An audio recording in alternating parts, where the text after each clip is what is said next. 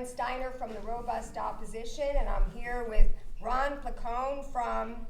Hello, it's Ron Placone here from Get Your News On with Ron and the Jimmy Dore Show, and good to see everybody. And Craig Pasta Jardula. Hello, how you doing? From the CONVO Couch. And Fiorella Isabel. Also from the CONVO Couch. Thank you guys very much for being here. And we are here for night 2 of the corporate-free debate coverage. Tonight is the big match between our guy, Bernie Sanders, and Joe Biden. And the other people in the race we don't really care about, except I'm going to throw in a bunch of digs at Kamala because I know a lot of shit about her. Yeah, don't we all? But meanwhile... what about Pete Buttigieg? Buttigieg. I always refer everybody to the 10,000-word deep dive into Pete Buttigieg from... what's the name of that thing? Currentaffairs.org. I'll look it up and I'll put the link in the comments. But anyway, everything you want to know and probably don't want to know about Pete Buttigieg, but only in one language. So I wanted my guests to introduce themselves to talk about why we are going to be giving the commentary tonight. What is our background? So I'll start with myself. I am Lauren Steiner. I'm an activist and an organizer. I cut my teeth in the Occupy movement, which sort of radicalized me. I was always politically progressive, but I just got radical during Occupy and did a whole bunch of protests for the issues that I care about. And then when Bernie Sanders ran for president, I said, this guy is the candidate that if Occupy believed in electoral politics, this is the guy they would support. So I started up Los Angeles for Bernie, which was a very big Bernie group.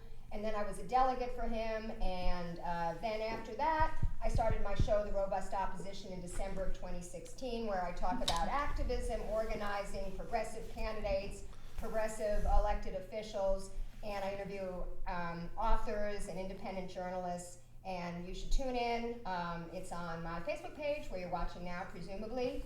But if you're not, it's facebook.com/lauren.steiner.la. And I'll give you more info to find me later on in the show, but now we will go to Ron Placone. So what the hell are you doing up here, Ron? Oh, what am I doing up here? I am enjoying some good food and some good company. I'm doing that. I'm definitely doing that. But I'm Ron Placone. I'm a comedian. I do some content creation stuff. You can check out my show, Get Your News On with Ron, over on youtube.com/Ron Placone. You can find all my tour dates at ronplacone.com, where I go on the Progressive Comedy Tour with Graham Elwood, and you can catch me on the Jimmy Dore Show, TYT, and a bunch of other spots that I try to get around. But I got interested in politics in 2004 when I was in college, and I wondered why we were in Iraq. It made zero sense to me. So I learned about the media reform movement, and then that was kind of the intro for me. Read Noam Chomsky and kind of just took it from there. Recently worked on a campaign for net neutrality. That's an issue near and dear to my heart. I'm pushing for municipal broadband in my neighborhood, which is taking the internet out of big cable's hands and putting it into the hands of cities and municipalities, and that's pretty much me. Great. Awesome, Ron. Thank you. I am Fiorella Isabel. I am part of the CONVO Couch with Pasta Jardula over here. We are also part of the MCSC network with Nico House. And I got into politics because of Bernie Sanders mainly. I did vote for Obama back then. I was always somewhat political, but I was never as activated as in 2015 when Bernie Sanders was out there speaking to the people. And I had moved from Florida to Los Angeles recently, and I have an acting background just like Pasta does. And I saw the disparity of wealth and everything that was happening with the shrinking middle class, and I could not ignore it. And I have become pretty much full-time activist, independent media journalist, organizer as well. I do some stuff here with the local community as far as homelessness goes. I'm very adamant about public housing and affordable housing, something that wasn't discussed yesterday that I hope comes across. And I'm also very passionate about no more war and about changing our very interventionist foreign policy. So I hope those topics get discussed further today. Okay. So my name is Pasta Jardula from the CONVO Couch. Everything these guys said, pretty much kind of similar. Just got out in the streets, just love doing activism.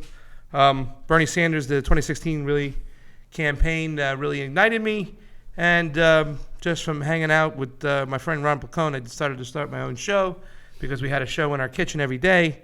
So we are here with you right now, and I just want to send a shout out really to everybody yesterday who, over 12,000 views on the MCSE network. Really, I mean, just telling the mainstream media to go shove it. And thank you all here for joining us today. We have a bunch of people in front of us. Let's start the celebration. We got this man over here who made some great tiki masala. It was awesome. And thank you for just joining our streams. We think it's awesome. We'd like to do this more often. And so it's Pasta from the Convo Couch. Continue. Yeah. So I wanted to just let people know that the people that we have here tonight are here for a Bernie Debate Watch party. And this is part of the Bernie Sanders campaign organizing model, is to have as many of these debate watch parties in the country as possible. As you know, Bernie Sanders has 1 million volunteers signed up for the to volunteer on his campaign. So he is deploying those volunteers to do things like debate watch parties and phone banks, which we're going to be talking about later. After we do our post-debate analysis, we're going to be talking about the how you can get involved in doing a phone bank or a community canvas, putting people in the Burn app. This will all be explained later after our analysis. But it's very important that we do these corporate-free commentaries, because as anyone knows who watches this on CNN or MSNBC, you have to say, were they watching the same debate we were? You know, it's like we're looking for different things in this debate, and we see when we watch how they set it up for their favorite candidates. Like Elizabeth Warren got the vast majority of the questions last night, and actually it turned out, surprisingly, that Cory Booker had the most screen time if you read the reports. But what surprised me the most was that Tulsi actually did the best as far as in terms of who people thought won the debate.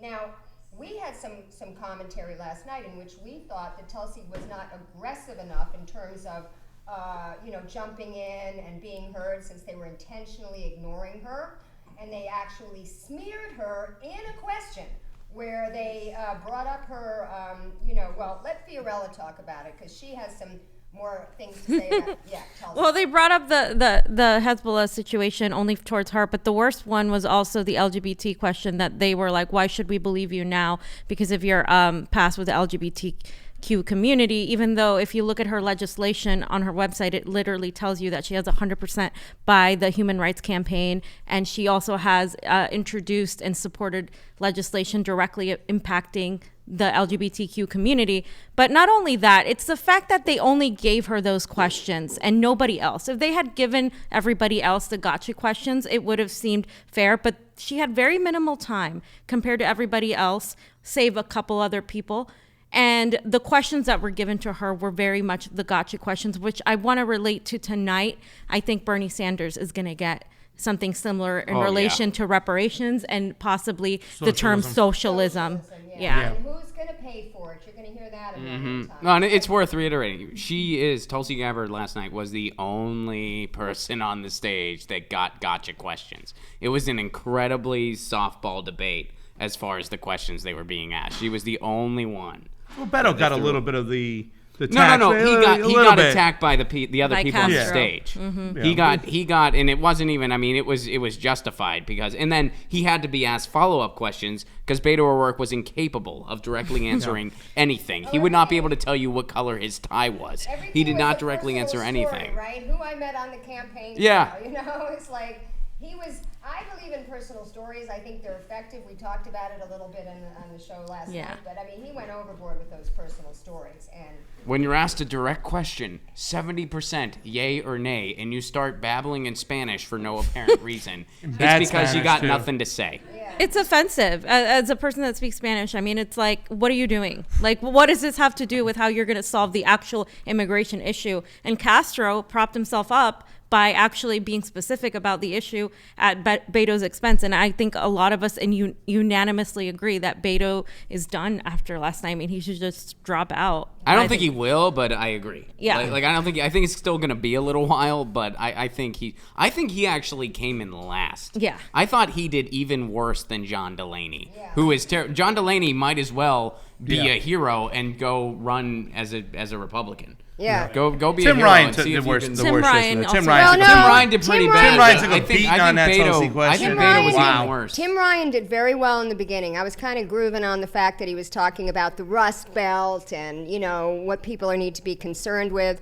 But then he just completely blew it when he got into that exchange with Tulsi. And that was the key moment of the night. Wouldn't you guys Right. agree? Well, I was Yeah. going to say, I just hope Tim Ryan's for free college because he got a free education on the air from Tulsi. Right? Huh? Yeah. See, Yeah, that's- there we go. Thumbs There we up. That's why we have comedians on this show, folks. That's why we See? love it. See, Jimmy Dore, eat your heart out. We got Ron Lacone here. I got a question for you guys. Jimmy's actually at the In debate. Miami. He's in go. Miami. He actually yeah. got seats. Yeah, Did, yeah. did he get in as a guest He got or as, in, as- yeah. or as Yeah. a host or as We a saw media? pictures. How did he get in? Oh, as press? I'm not sure, but You yeah, I know, know he was sitting I think he there. got in as a guest. Who Yeah. knows? Do you guys think that somebody's going to, maybe hopefully PDB, his campaign manager tells him, hey, man, don't speak Spanish tonight. Please, He wasn't don't the speak only Spanish. one, though. That's the thing. Well, Booker did it. Castro did it too. And But Castro, I mean, he gets away with it because he Hispanic. speaks it properly. Yeah. Yeah, I'm saying. But I mean, just seeing Booker and Beto, and that's why Marianne Williamson let out that tweet. I'm sure you guys all read it. No. I think I need to learn Spanish by Oh, yeah. 9 p.m. tomorrow. Yeah. And Yeah. it got a Yeah. lot of traction. Touche. Yeah, yeah. Touche. Somebody tweeted, and I wish I could give the person credit, but somebody tweeted in a reply to one of my tweets, like, I'm going to give $250 to the first person who speaks Klingon. Wish I could give What- the credit to that person. But Speaking of giving $250, what do you think about the fact that Andrew Yang, who's going to be on tonight, has just put forth another thing that he's giving $1,000 a month to the next 100 people who send him $1? I saw that on his Twitter. I don't know. Was there a winner? Was that decided? I mean, I don't know. It's like I tweeted back, I said, that may be legal, but it sure looks like you're trying to buy votes there. You know? What do you think of that, guys? Well, generally, my thoughts on a UBI, I'm not completely against the idea. I just think it needs to be implemented the right way. I think it needs to also accompany a very heavy rent control to be effective. As far as his idea goes, I mean, he plans on pulling away from social programs to pay for it. So, Yeah, so it's so a I'm not wash. for his way of instituting a UBI. There's some ideas he has that I like, but the UBI idea as he has it is not one of them. And I'd prefer a federal jobs guarantee. And I think Right. with all the issues we're facing with climate change, with the desperate need for infrastructure, with the desperate need for a Green New Deal, we can totally have a jobs guarantee in this country. So I'd rather focus on that. That's what Bernie's kind of implementing, an economic bill of rights, similar to what FDR had back in the day, where he's putting like a federal jobs guarantee. The Green New Deal also talks about a federal jobs guarantee. We're talking about affordable housing. So that in a way, if we can implement rent control and we can implement a living wage, that way you can have UBI. UBI ultimately, in my opinion, I agree with you, doesn't work in a capitalist system because that can be offset by taxing the wrong people. And eventually you're not really giving people money. You're just kind of like replacing where this money is coming from. And that's Yeah. the danger with UBI. But it's something to think about, I think, more as automation comes into play. How are we going to provide new jobs?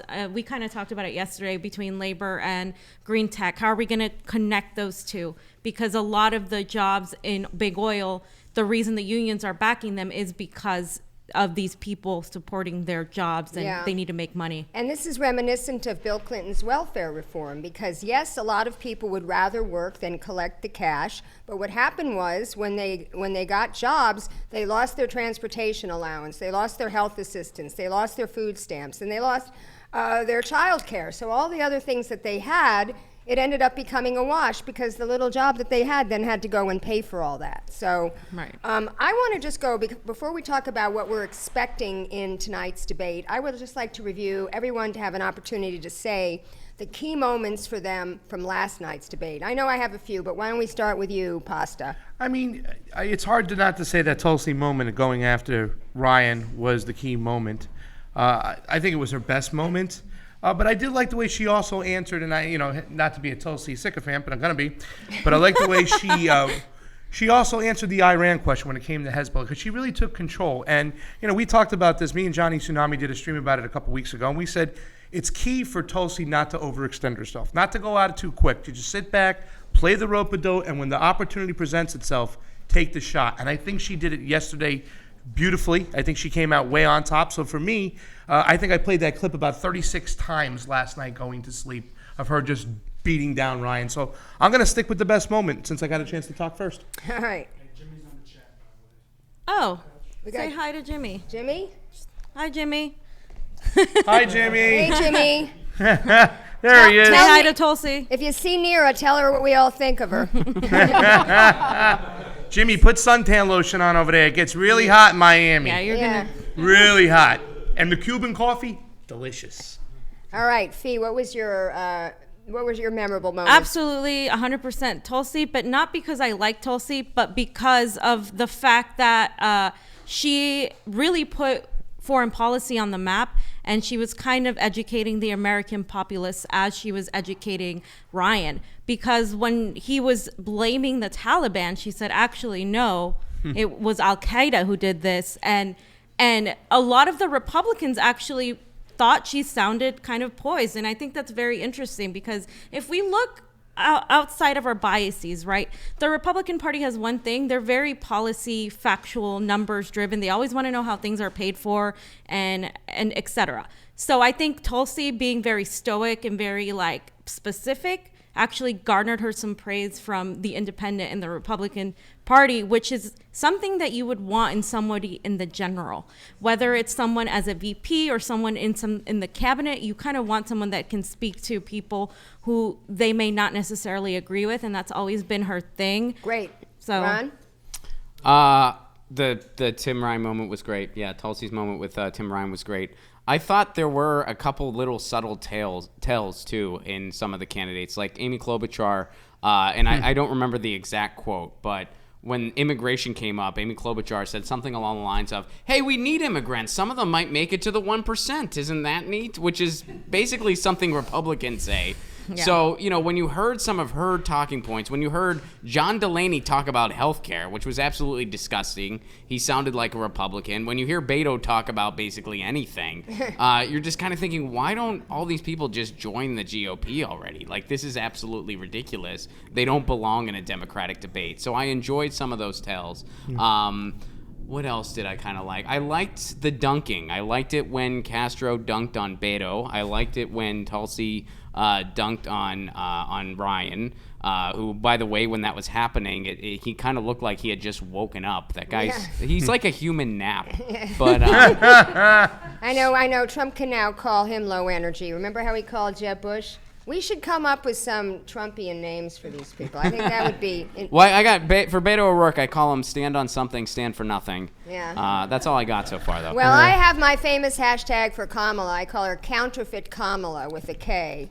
And I like that. yeah, because she's totally false. I mean, she's a fraud. The way she's portraying herself, and we could talk about this later, is not at all what her record is. But for me, I have become the de facto defender of Elizabeth Warren in the progressive community, even though I will state again, for anyone out there, I am supporting Bernie Sanders. I supported him in 2016. I am supporting him in 2020.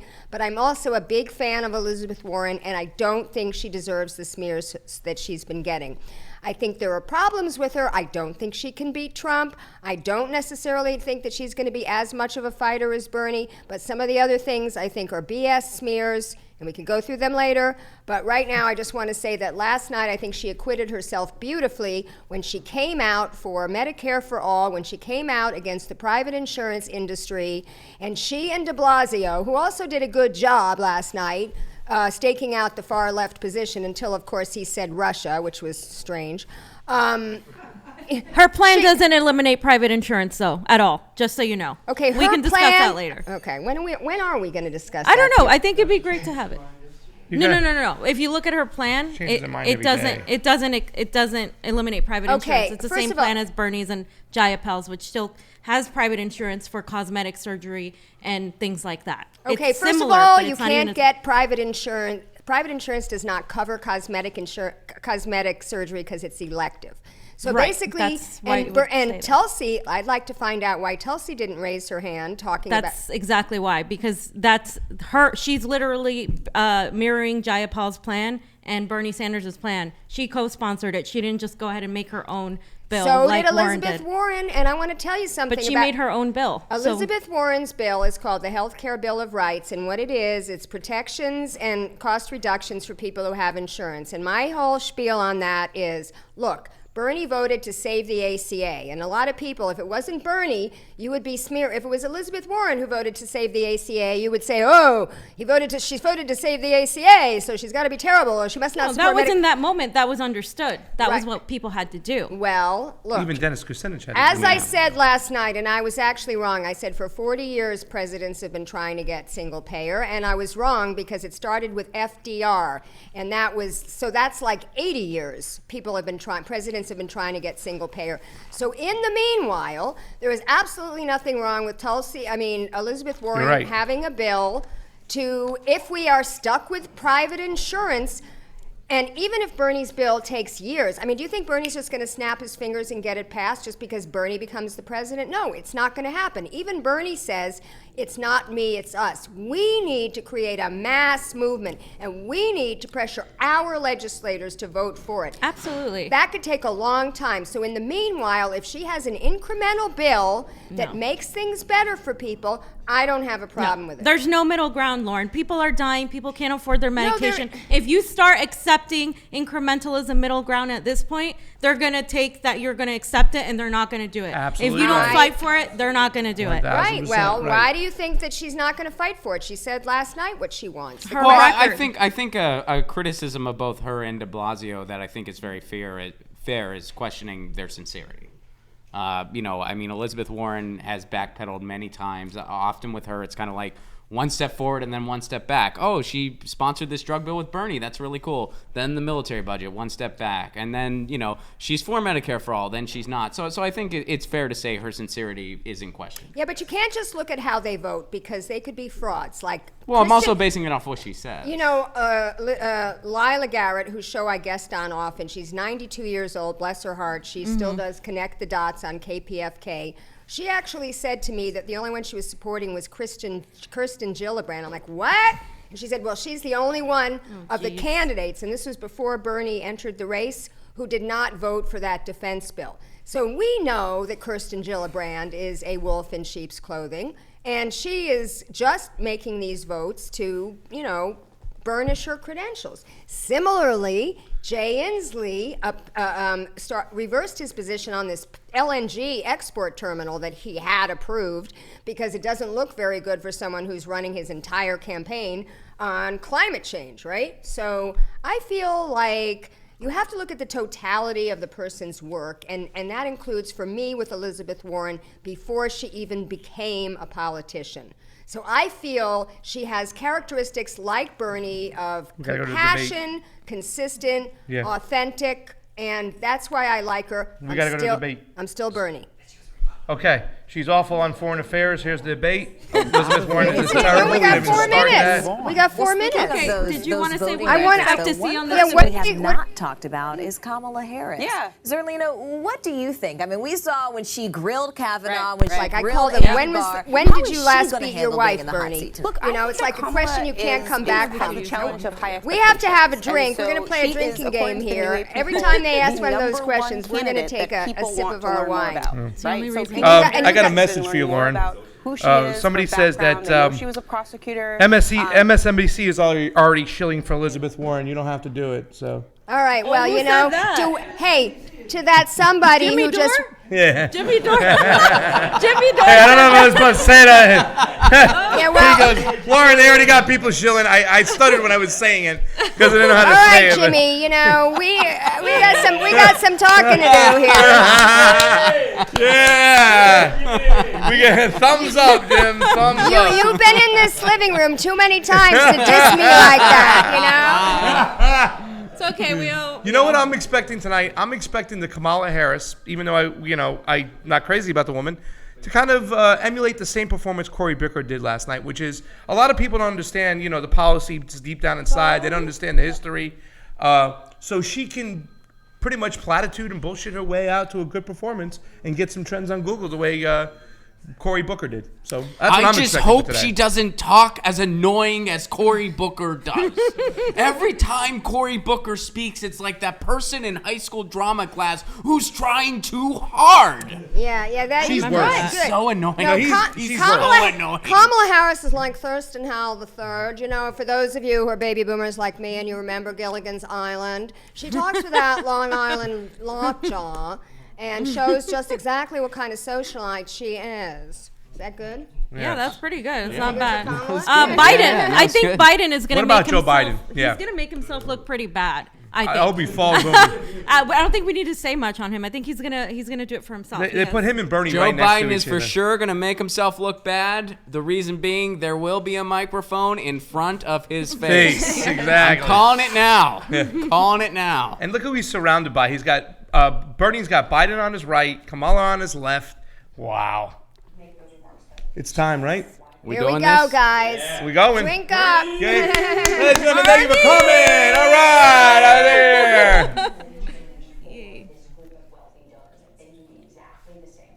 This group of wealthy donors, that things would be exactly the same. And a lot of people took that to interpret that they wouldn't be paying more money, they wouldn't be subject to a wealth tax that a lot of the other candidates are pushing for. And that's where I think someone like Bernie Sanders has the opportunity to shine, at least in a certain age group potentially, because again, he does have this multifaceted approach to building the economy with his student debt plan, with his wealth tax. And I think that he is unparalleled on the stage in terms of offering that.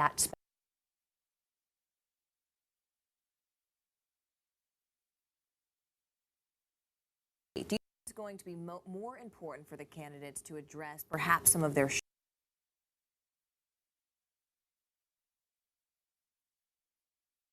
for America? I think they need to show how they're better than Donald Trump and how they can defeat him. Simple. So tonight is about Trump. All right, guys, thank you so much. And this is the moment we've been waiting for. We are about to see the candidates take the stage. Stay right here because we are headed straight to Miami. All right. Wait, are they having a commercial? Yep, they're having a quick commercial, so we're Oh, back. we're already Live on? stream. See what I'm saying? All right, so we're back, folks, and We were talking about Joe Biden. Yeah, Joe Biden. So how many gaffes is he going to make? What do you guys think? So Joe Biden's won with the public position and the private back. position, right? They're back. Oh, okay.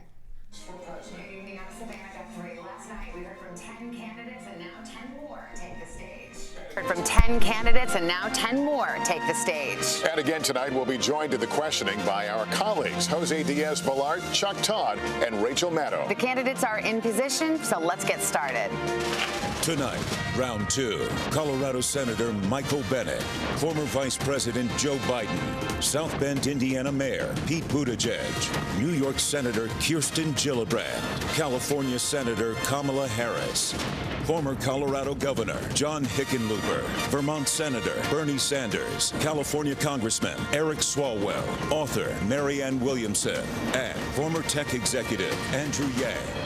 From NBC News, Decision 2020, the Democratic Candidates Debate. Live from the Adrian Arsht Performing Arts Center in Miami, Florida.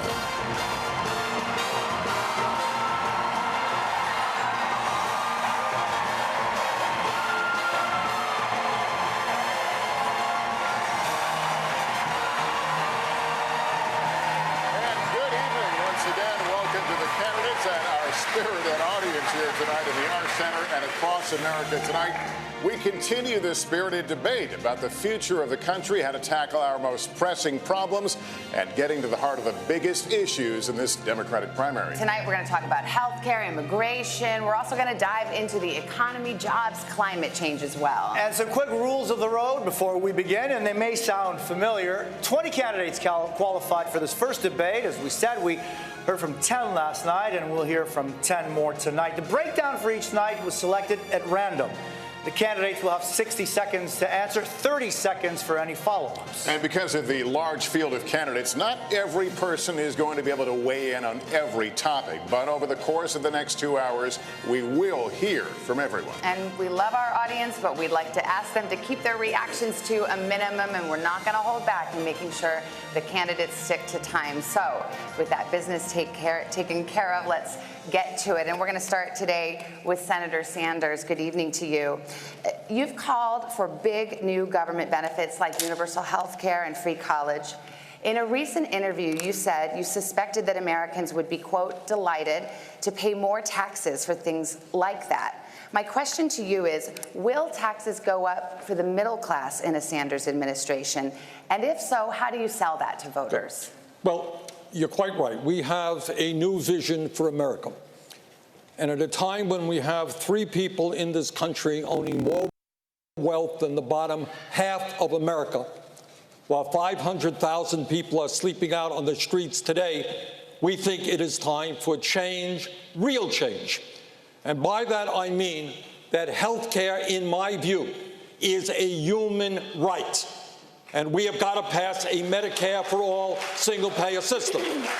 Under that system, by the way, vast majority of the people in this country will be paying significantly less for health care than they are right now.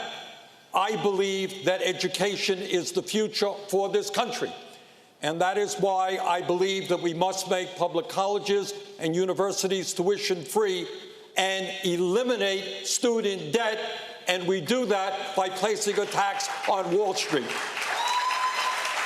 Every proposal that I have brought forth is fully paid for. Senator Sanders, I'll give you 10 seconds just to answer the very direct question. Will you raise taxes for the middle class in a Sanders administration? People who have health care under Medicare for all will have no premiums, no deductibles, no co-payments, no out-of-pocket expenses. Yes, they will pay more in taxes, but less in health care for what they get. Thank you, Senator. Senator Bennett, we're going to get to everybody, I promise, but let me just, Senator Biden, promise everybody's going to get in here, promise. Vice President Biden, Senator Sanders, as you know, has been calling for a revolution. Recently, in remarks to a group of wealthy donors, as you were speaking about the problem of income inequality in this country, you said, we shouldn't, quote, demonize the rich. You said, nobody has to be punished. No one's standard of living would change. Nothing would fundamentally change. What did you mean by that? What I meant by that is, look, Donald Trump thinks Wall Street built America. Ordinary middle-class Americans build America. My dad used to have an expression. He said, Joe, a job is about a lot more than a paycheck. It's about your dignity. It's about respect. It's being able to look your kid in the eye and say everything's going to be okay. Too many people who are in the middle class and poor have had the bottom fall out under this proposal. What I'm saying is that we've got to be straightforward. We have to make sure we understand that to return dignity to the middle class, they have to have insurance that is covered and they can afford it. They have to make sure that we're in a situation where there's continuing education and they're able to pay for it. And they have to make sure that they're able to breathe air that is clean and they have water that they can drink. Look, Donald Trump has put us in a horrible situation. We do have enormous income inequality. And the one thing I agree on is we can make massive cuts in the $1.6 trillion in tax loopholes out there, and I would be going about eliminating Donald Trump's tax cuts for the wealthy. Vice President Biden, thank you. Senator Harris. There's a lot of talk in this primary about new government benefits, such as student loan cancellation, free college, health care, and more. Do you think that Democrats have a responsibility to explain how they will pay for every proposal they make along those lines? Well, let me tell you something. I hear that question, but where was that question when the Republicans and Donald Trump passed a tax bill that benefits the top 1% and the biggest corporations in this country, contributing at least $1 trillion to the debt of America, which middle-class families will pay for one way or another? Working families need support and need to be lifted up, and frankly, this economy is not working for working people. For too long, the rules have been written in the favor of the people who have the most and not in favor of the people who work the most, which is why I am proposing that we change the tax code. So for every family that is making less than $100,000 a year, they will receive a tax credit that they can collect up to $500 a month, which will make all the difference between those families being able to get through the end of the month with dignity and with support or not. And on day one, I will repeal that tax bill that benefits the top 1% and the biggest corporations of America. Senator Harris, thank you. Governor Hickenlooper, let me get you in on this. You've warned that Democrats will lose in 2020 if they embrace socialism, as you put it. You were booed at the California Democratic Convention when you said that. Only one candidate on this stage, Senator Sanders, identifies himself as a democratic socialist. What are the policies or positions of your opponents that you think are veering towards socialism? Well, I think that the bottom line is if we don't clearly define that we are not socialists, the Republicans are going to come at us every way they can and call us socialists. And if you look at the Green New Deal, which I admire the sense of urgency and how important it is to do climate change, I'm a scientist, but we can't promise every American a government job. If you want to get universal health care coverage, I believe that health care is a right and not a privilege. But you can't expect to eliminate private insurance for 180 million people, many of whom don't want to give it up. In Colorado, we brought businesses and nonprofits together. We got to near universal health care coverage. We were the first state in America to bring the environmental community and the oil and gas industry to aggressively address methane emissions. And we were also the first place to expand reproductive rights on a scale basis, and we reduced teen pregnancy by 54%. We've done the big progressive things that people said couldn't be done.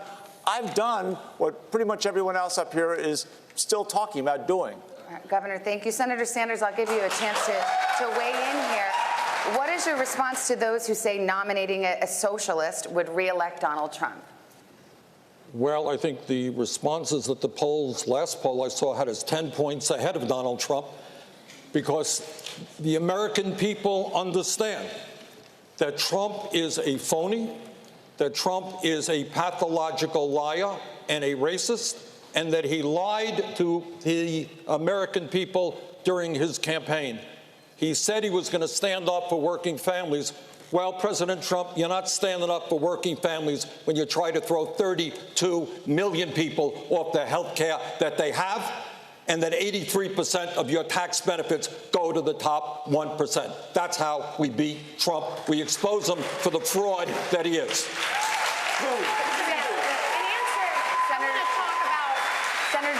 I disagree with both their perspectives.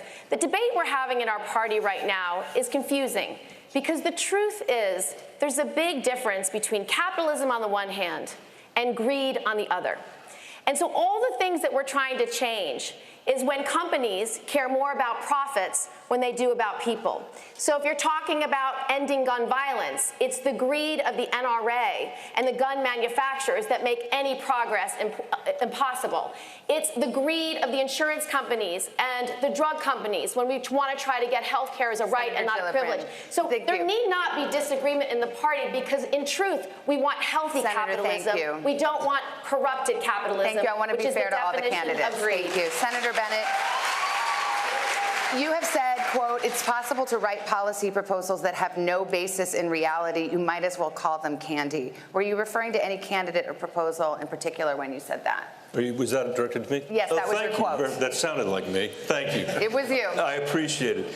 Well, look, first of all, I agree completely with Bernie about what the fundamental challenge we're facing as a country is. 40 years of no economic growth for 90% of the American people. 160,000 families in the top 0.1% have the same wealth as the bottom 90%, and we've got the worst income inequality that we've had in 100 years. Where I disagree is on his solution on Medicare Medicare for all. You know, I have proposed getting to universal health care, which we need to do. It is a right. Health care is a right. We need to get to universal health care. I believe the way to do that is by finishing the work we started with Obamacare and creating a public option that every family and every person in America can make a choice for their family about whether they want a public option, which for them would be like having Medicare for all, or whether they want to keep their private insurance.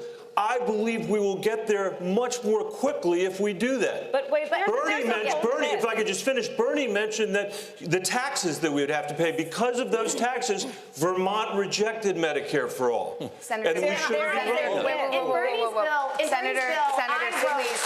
we are going to talk about health care at length, Senator, but for the moment, my colleague will say, once I continue the question. I wrote the part in Senator Sanders' bill. I wrote the part in Senator Sanders' bill that is the transition, which merges what the two senators said. Senator, because the truth is, if you have a buy-in over a 4 or 5 year period, you move us to single payer more quickly. Senator, we will get to this. We will get to this. I understand. Before we do, I want to say hello and good evening, buenas noches to Mayor Buttigieg. Buenas noches, gracias de invitarnos. Gusto en verlo, caballero. Many of your colleagues on stage support free college. You do not. Why not? Sure. So college affordability is personal for us. Chasten and I have 6-figure student debt. I believe in reducing student debt. It's logical to me that if you can refinance your house, you ought to be able to refinance your student debt. I also believe in free college for low and middle income students for whom cost could be a barrier. I just don't believe it makes sense to ask working class families to subsidize even the children of billionaires. I think the children of the wealthiest Americans can pay at least a little bit of tuition. And while I want tuition costs to go down, I don't think we can buy down every last penny for them. Now, there's something else that doesn't get talked about in the college affordability debate. Yes, it needs to be more affordable in this country to go to college. It also needs to be more affordable in this country to not go to college. You should be able to live well, afford rent, be generous to your church and Little League, whether you went to college or not. That's one of many reasons we need to raise the minimum wage to at least $15 an hour. Jose, I've got $100,000 in student loan debt myself. Let me get to you. We can't count on the people who've been in government for the last 30 years who were around when this problem was created to be the ones to solve it. It's going to be the next generation, the 40 million of us who can't start a family, can't take a good idea and start a business, and can't buy our first home. This is the generation that's going to be able to solve student loan debt. This generation is ready to lead. Mr. Yang, your signature policy is to give every adult in the United States $1,000 a month, no questions asked. That's right. I think that's like $3.2 trillion a year. How would you do that? Sorry? How would you do that? Oh, so it's difficult to do if you have companies like Amazon, trillion-dollar tech companies paying literally zero in taxes while they're closing 30% of our stores. Now, we need to put the American people in position to benefit from all these innovations in other parts of the economy. And if we had a value-added tax at even half the European level, it would generate over $800 billion in new revenue, which combined with the money in our hands, it would be the trickle-up economy from our people, families, and communities up. We would spend the money and it would circulate through our regional economies and neighborhoods, creating millions of jobs, making our families stronger and healthier. We'd save money on things like incarceration, homelessness services, emergency room health care, and just the value gains from having a stronger, healthier, mentally healthier population would increase GDP by $700 billion. This is the move that we have to make, particularly as technology is now automating away millions of American jobs. It's why Donald Trump is our president today, that we automated away 4 million manufacturing jobs in Michigan, Ohio, and Pennsylvania, and Wisconsin. And we're about to do the same thing to millions of retail jobs, call center jobs, fast food jobs, truck driving jobs, and on through the economy. Mr. If I get you understand a little bit better, so you're saying $1,000 a month for everyone over 18, but a value-added tax, so you can spend that $1,000 on value-added tax? Well, the value-added tax would end up, you'd still be increasing the buying power of the bottom 94% of Americans. You have to spend a lot of money for a mild value-added tax to eat up $12,000 a year per individual. So for the average family with 2 or 3 adults, it'd be $24,000 to $36,000 a year. Okay, Congressman Swalwell, I want to talk a little bit about what Mr. Yang is talking about, and you just actually mentioned it. Many Americans are worried that things like self-driving cars, robots, drones, artificial intelligence will cost them their jobs. What would you do to help people get the skills they need to adapt to this new world? We must always be a country where technology creates more jobs than it displaces. And I've seen the anxiety across America where the manufacturing floors go from 1,000 to 100 to 1. So we have to modernize our schools, value the teachers who prepare our kids, wipe the student debt from any teacher that goes into a community that needs it, invest in America's communities, especially where the best exports are people who move away to get skills. But Jose, I was 6 years old when a presidential candidate came to the California Democratic Convention and said, it's time to pass the torch to a new generation of Americans. That candidate was then Senator Joe Biden. Joe Biden was right when he said it was time to pass the torch to a new generation of Americans 32 years ago. He's still right today. If we're going to solve the issues of automation, pass the torch. If we're going to solve the issues of climate chaos, pass the torch. If we're going to solve the issue of student loan debt, pass the torch. If we're going to end gun violence for families who are fearful of sending their kids to school, pass the torch. Vice President, would you like to sing a torch song? I would. I'm still holding on to that torch. I want to make it clear to you, look, the fact of the matter is what we have to do is make sure that everybody is prepared better to go on to educate for an education. The fact is that's why I propose us focusing on schools that are in distress. That's why I think we should triple the amount of money we spend for Title I schools. That's why I think we should have universal pre-K. That's why I think every single person who graduates from high school, 65 out of 100 now, need something beyond high school. And we should provide for them to be able to get that education. That's why there should be free community college, cutting in half the cost of college.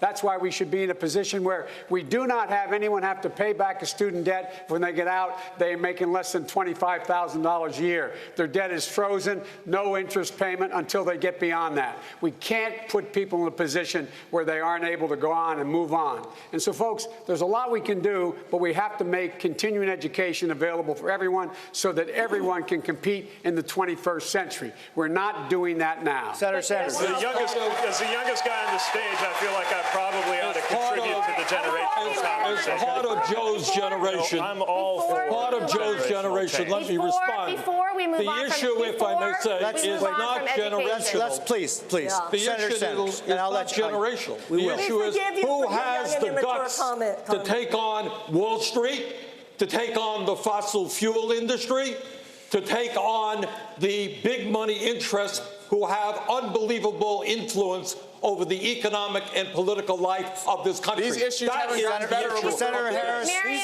I'm so sorry. We will let all of you speak. Senator Harris. Senator Harris.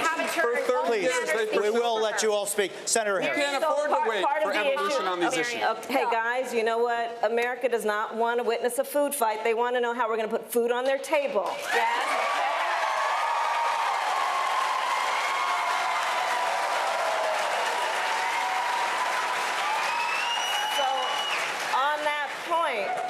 Part of the issue that is at play in America today, and we've all been traveling around the country, I certainly have, I'm meeting people who are working 2 and 3 jobs. You know, this president walks around talking about and flouting his great economy, right? My great economy, my great economy. You ask him, well, how are you measuring this greatness of this economy of yours? And he talks about the stock market.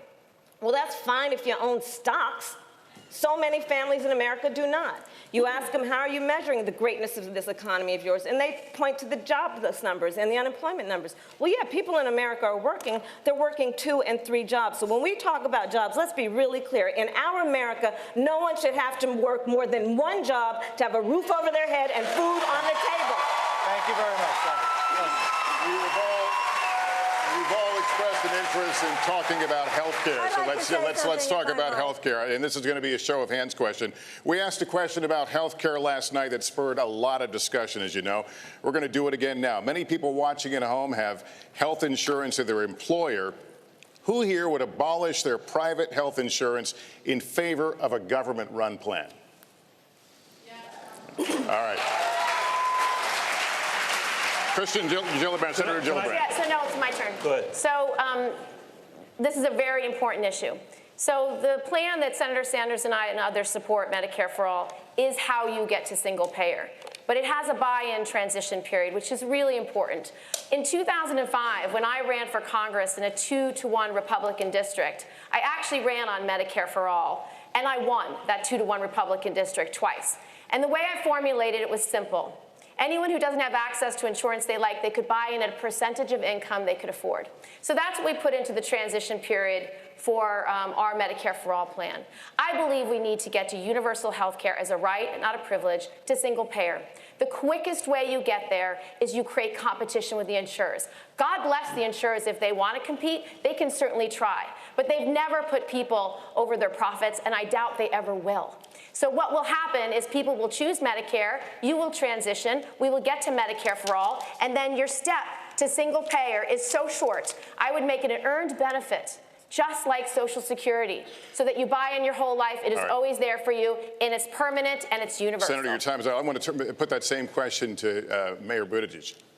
Yeah, we've taught, look, everybody who says Medicare for all, every person in politics who allows that phrase to escape their lips has a responsibility to explain how you're actually supposed to get from here to there.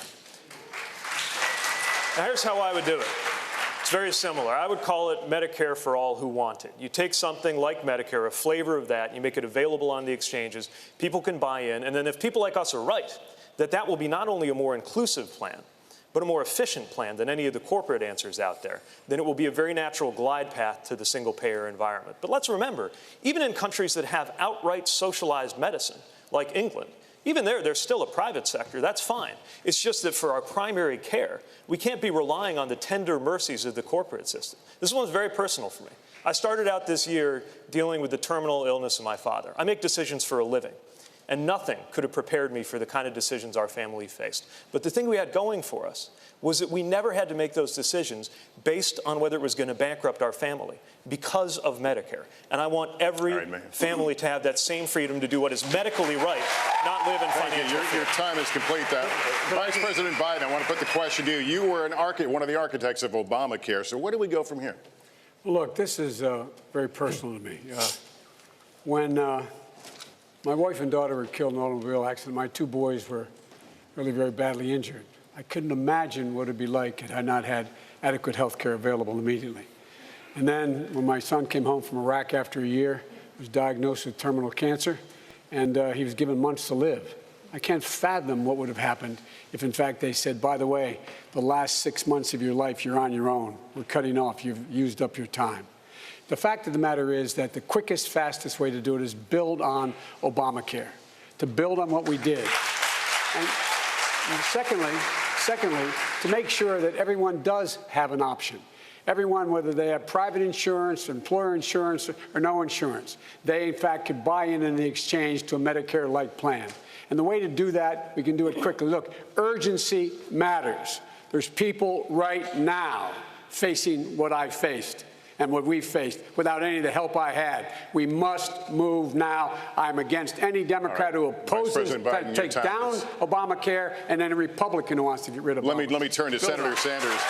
Senator Sanders, you basically want to scrap the private health insurance system as we know it and replace it with a government-run plan. None of the states that have tried something like that, California, Vermont, New York, has struggled with it, have been successful. If politicians can't make it work in those states, how would you implement it on a national level? How does this work? Listen, I find it hard to believe that every other major country on earth, including my neighbor 50 miles north of me, Canada, somehow has figured out a way to provide health care to every man, woman, and child, and in most cases, they're spending 50% per capita what we are spending. Let's be clear. Let us be very clear. The function of health care today, from the insurance and drug company perspective, is not to provide quality care to all in a cost-effective way. The function of the healthcare system today is to make billions in profits for the insurance companies.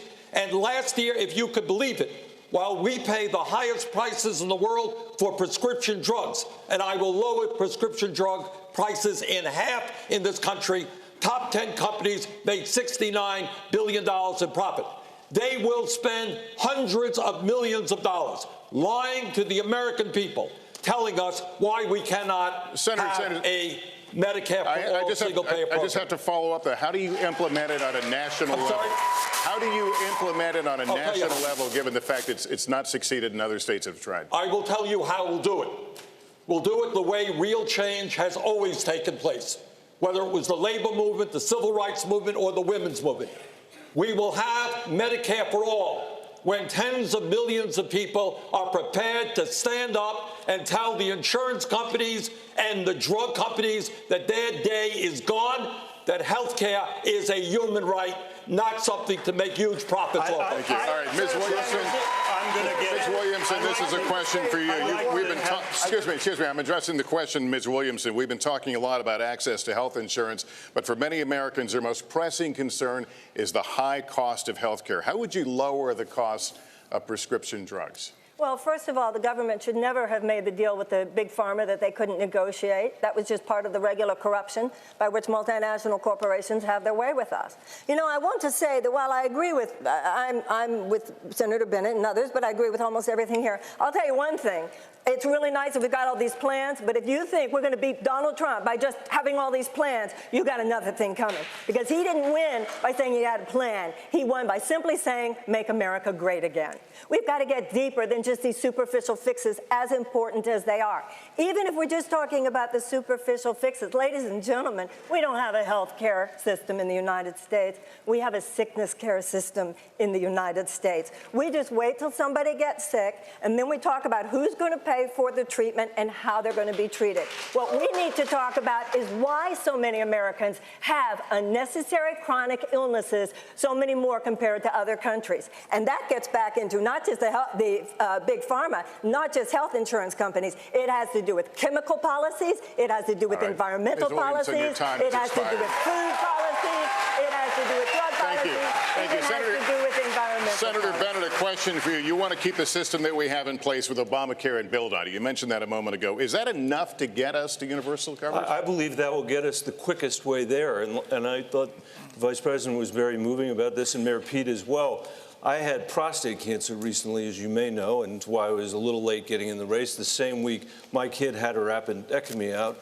And I feel very strongly that families ought to be able to have this choice. I think that's what the American people want. I believe it will get us there quickly. There are millions of people in America that do not have health insurance today because they can't. They're too wealthy.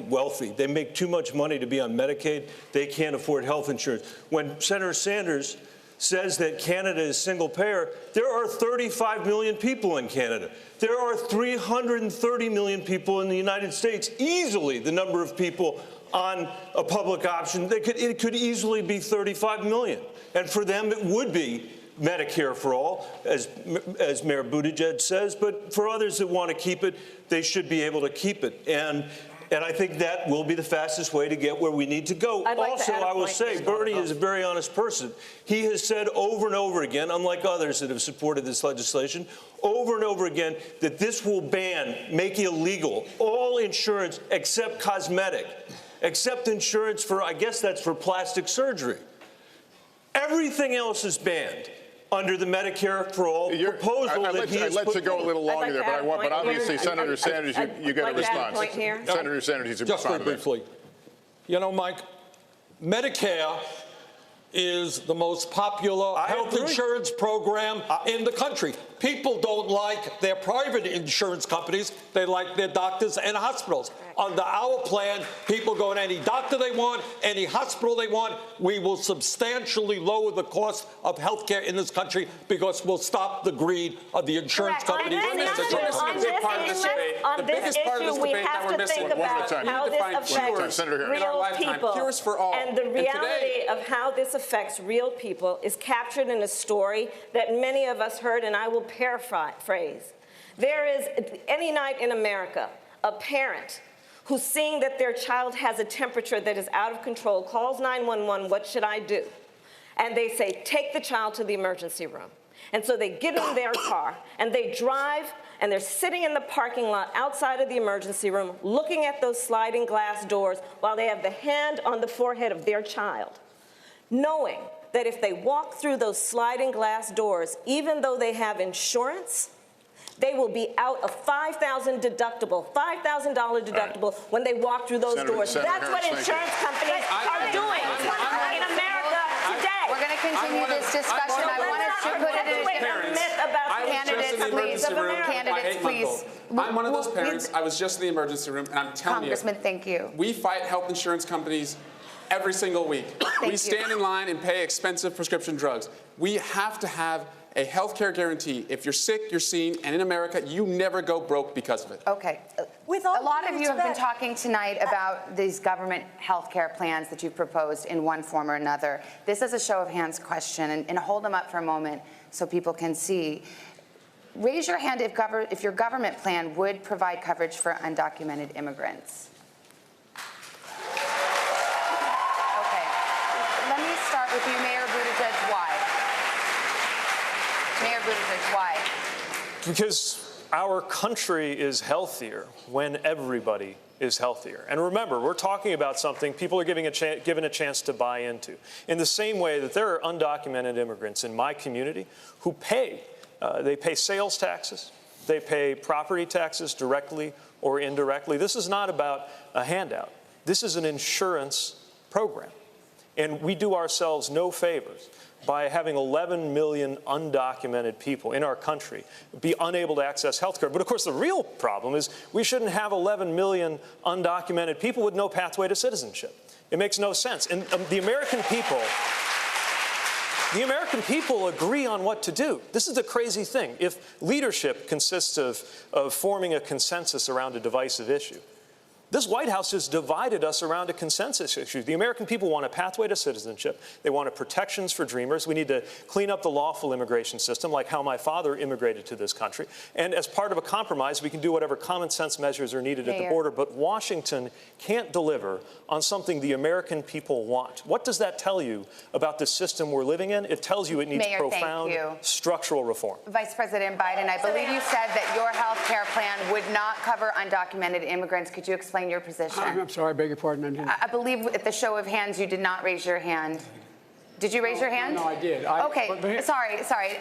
So you said they would be covered under your plan, which is different than Obamacare. Yes, but here's the thing. Can you explain that change? Yes. You cannot let, as the mayor said, you cannot let people who are sick, no matter where they come from, no matter what their status, go uncovered. You can't do that. It's just going to be taken care of, period. You have to. It's a humane thing to do.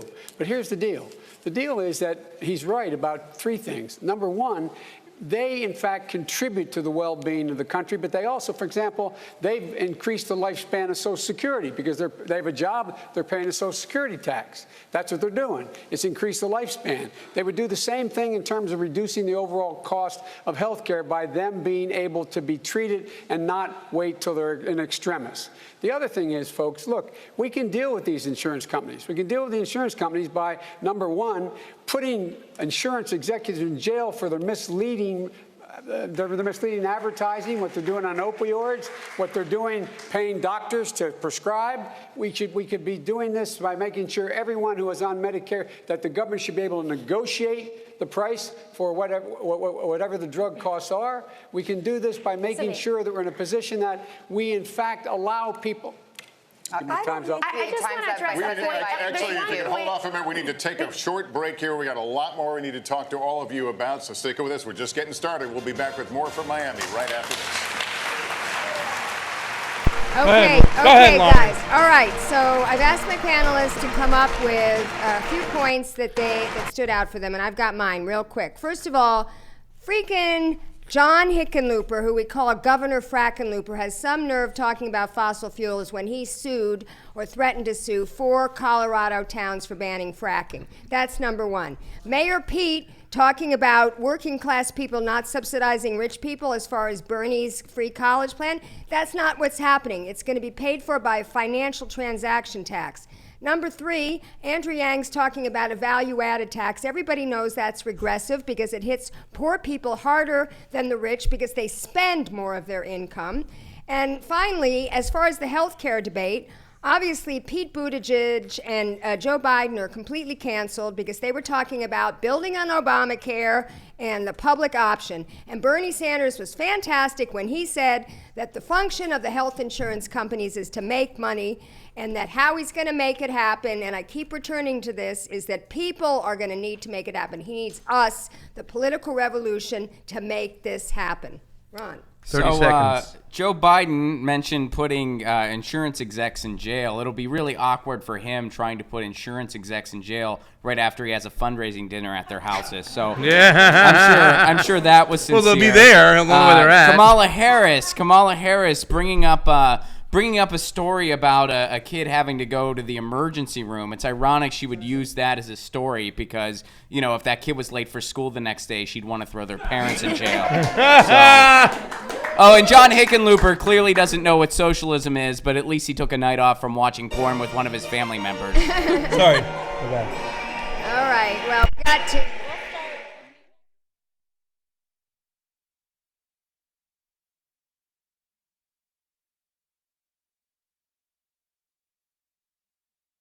This month, more than 130,000 migrants were apprehended at the southern border. Many of them are being detained, including small children, in private detention centers in Florida and throughout our country. Most of the candidates on this stage say the conditions at these facilities are abhorrent.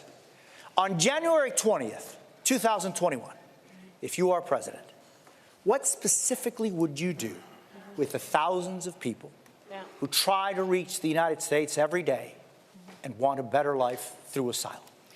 Immediately on January 20th of 2021, I will, first of all, we cannot forget our DACA recipients, and so I'm going to start there. I will immediately, by executive action, reinstate DACA status and DACA protection to those young people.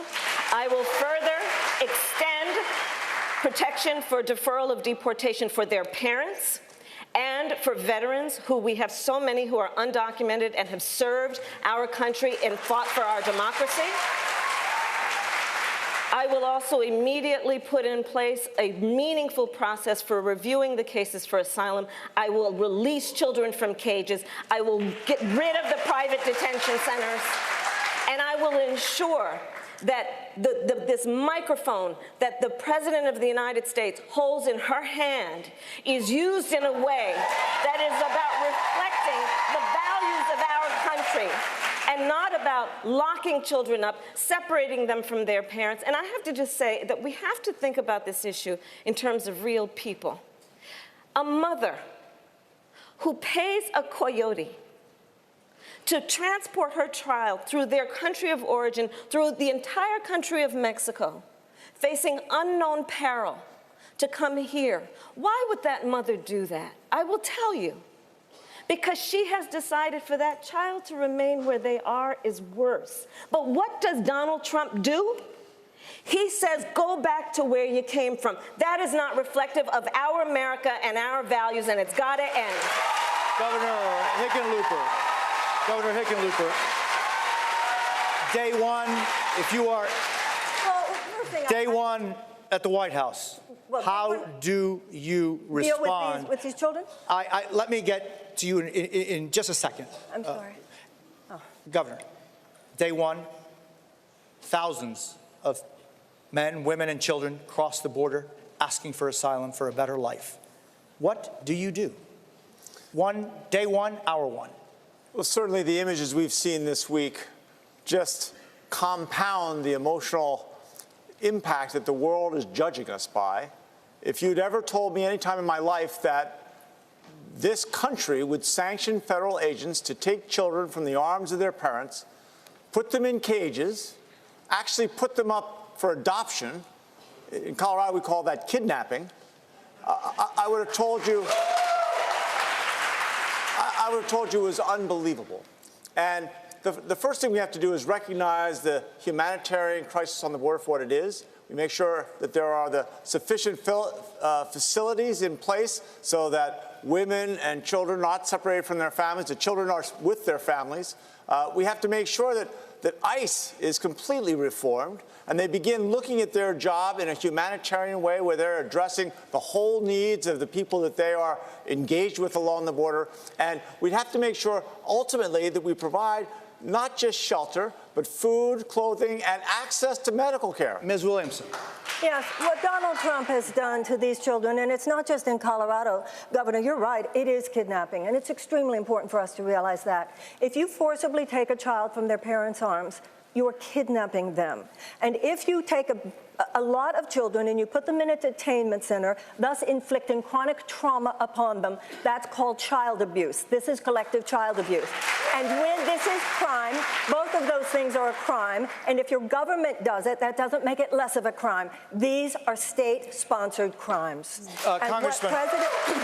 And what President Trump has done is not only attack these children, not only demonize these immigrants, he is attacking a basic principle of America's moral core. We open our hearts to the stranger. This is extremely important. And it's also important for all of us to remember, and I have great respect for everyone who is on this stage, but we're going to talk about what to do about health care. Well, where have you been, guys? Because if it's not just a matter of a plan, and I haven't heard anybody on this stage who has talked about American foreign policy in Latin America and how we might have, in the last few decades, contributed to something being more. Senator Gillibrand, what would you do as president with a reality?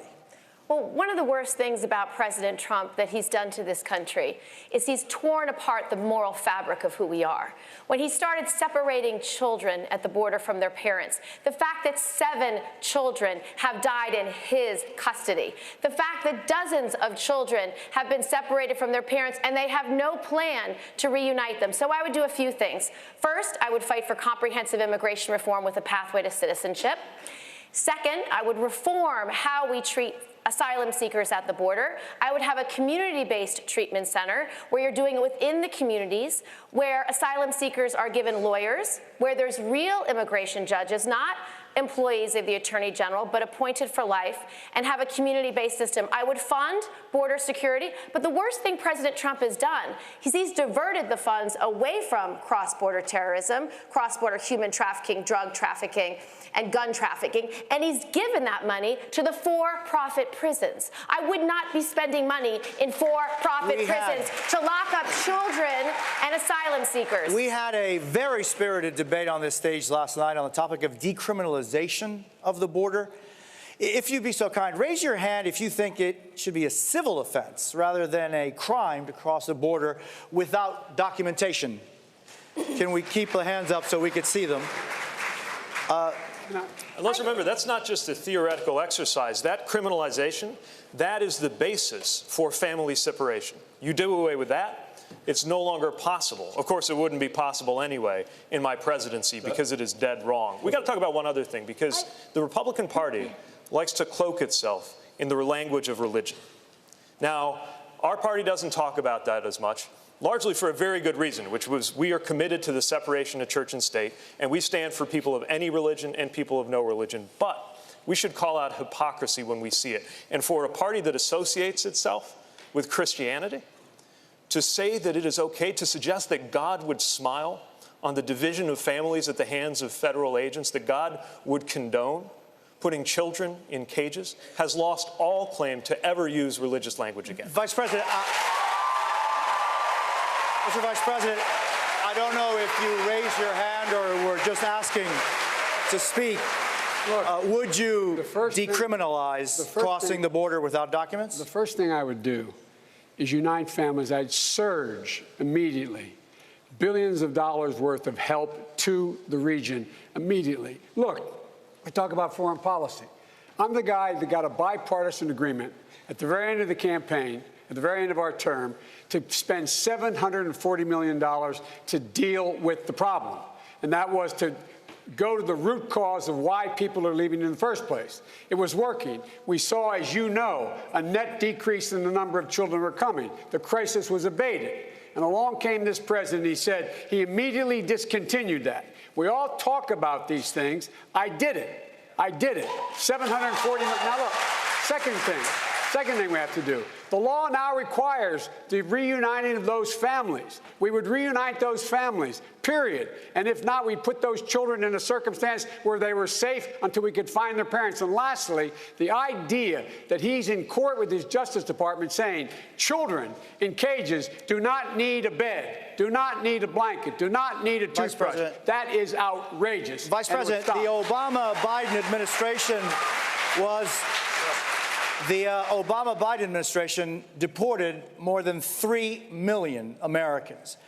My question to you is, if an individual is living in the United States of America without documents and that is his only offense, should that person be deported?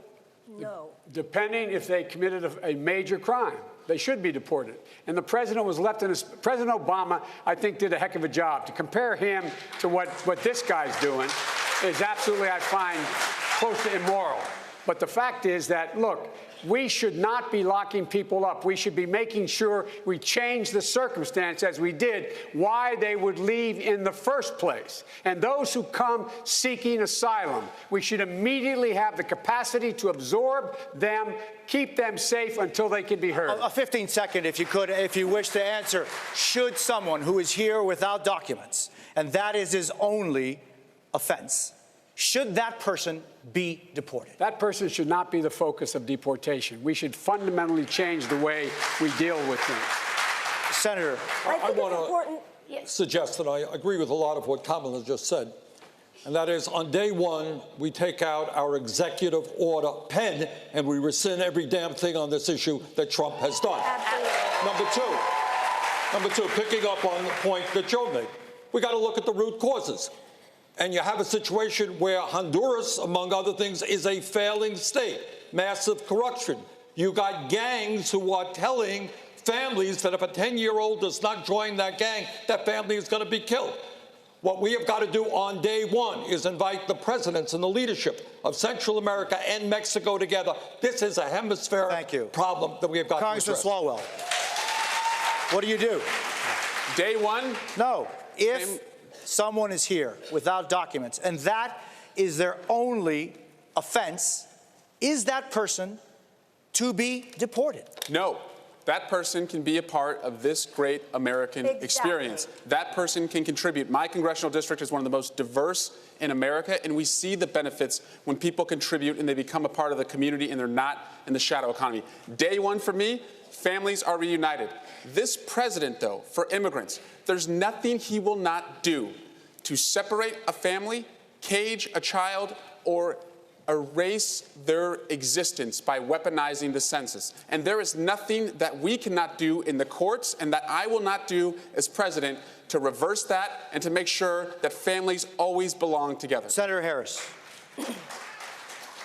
Well, thank you. I will say, no, absolutely not. They should not be deported. And I actually, this was one of the very few issues with which I disagreed with the administration, with whom I otherwise had a great relationship and a great deal of respect. But on the secure communities issue, I was Attorney General of California. I led the second largest Department of Justice in the United States, second only to the United States Department of Justice in a state of 40 million people. And on this issue, I disagreed with my president because the policy was to allow deportation of people who, by ICE's own definition, were non-criminals. So as Attorney General and the Chief Law Officer of the state of California, I issued a directive to the sheriffs of my state that they did not have to comply with detainers and instead should make decisions based on the best interest of public safety of their community. Because what I saw, and I was tracking it every day, I was tracking it and saw that parents, people who had not committed a crime, even by ICE's own definition, were being deported. But I have to add a point here. The problem with this kind of policy, and I know it as a prosecutor, Senator, I want a rape victim to be able to run in the middle of the street and wave down a police officer and report the crime against her. I want anybody who has been the victim of any real crime to be able to do that and not be afraid that if they do that, they will be deported because the abuser will tell them it is they who is the criminal. It is wrong. It is wrong. We're going to turn to the issue of trade now, if we can. Last night, we asked the candidates on this stage to name the greatest geopolitical threat facing the U.S. 4 of them mentioned China. U.S. businesses say China steals our intellectual property, and party leaders on both sides accuse China of manipulating their currency to keep the cost of goods artificially low. I'll ask this to Senator Bennett to start off with. How would you stand up to China? I think that, first of all, the biggest threat to our national security right now is Russia, not China. And second, on China, we've got competition because of what they've done with our elections. In China, I think the president's been right to push back on China, but has done it in completely the wrong way. We should mobilize the entire rest of the world, who all have a shared interest in pushing back on China's mercantilist trade policies, and I think we can do that. I'd like to answer the other question before this as well. You have the time? When I see these kids at the border, I see my mom because I know she sees herself, because she was separated from her parents for years during the Holocaust in Poland. And for Donald Trump to be doing what he's doing to children and their families at the borders, I say this as somebody who wrote the immigration bill in 2013 that created a pathway to citizenship for 11 million people in this country, that had the most progressive DREAM Act that's ever been conceived, much less passed. It got 68 votes in the Senate, that had $46 billion of border security in it, that was sophisticated 21st century border security, not a medieval wall. And the president has turned the border of the United States into a symbol of nativist hostility that the whole world is looking at, when what we should be represented by is the Statue of Liberty, which has brought my parents to this country to begin with. We need to make a change. Mr. Yang, let me bring you in on this, on the issue of China. You've expressed a lot of concerns about technology and taking jobs. Are you worried about China? And if so, how would you stand up against it? Well, I just want to agree that I think Russia is our greatest geopolitical threat, because they've been hacking our democracy successfully, and they've been laughing their asses off about it for the last couple of years. So we should focus on that before we start worrying about other threats. Now, China, they do pirate our intellectual property. It's a massive problem. But the tariffs and the trade war are just punishing businesses and producers and workers on both sides. I met with a farmer in Iowa who said he spent 6 years building up a buying relationship in China that's now disappeared and gone forever. And the beneficiaries have not been American workers or people in China. It's been Southeast Asia and other producers that have then stepped into the void. So we need to crack down on Chinese malfeasance in the trade relationship, but the tariffs and the trade war are the wrong way to go. All right, Mayor Buttigieg, how would you stand up against China? Yeah, I mean, first of all, we've got to recognize that the China challenge really is a serious one. This is not something to dismiss or wave away. And if you look at what China is doing, they're using technology for the perfection of dictatorship. But their fundamental economic model isn't going to change because of some tariffs.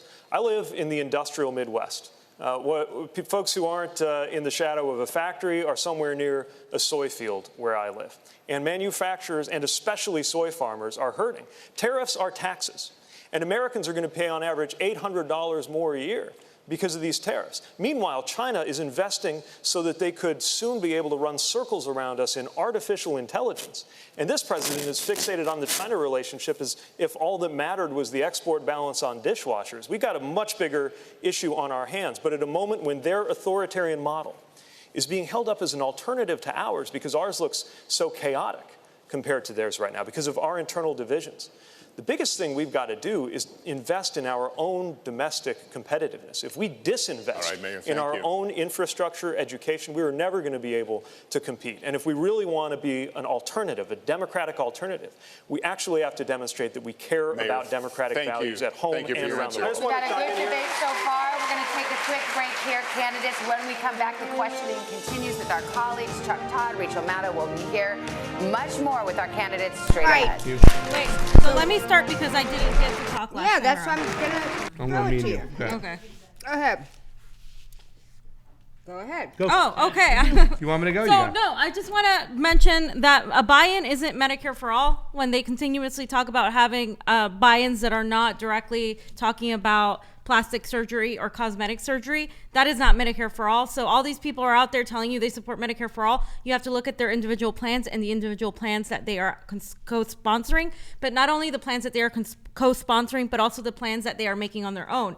Also, Marianne Williamson is the only one that has literally tied the issue of immigration to our interventionist wars.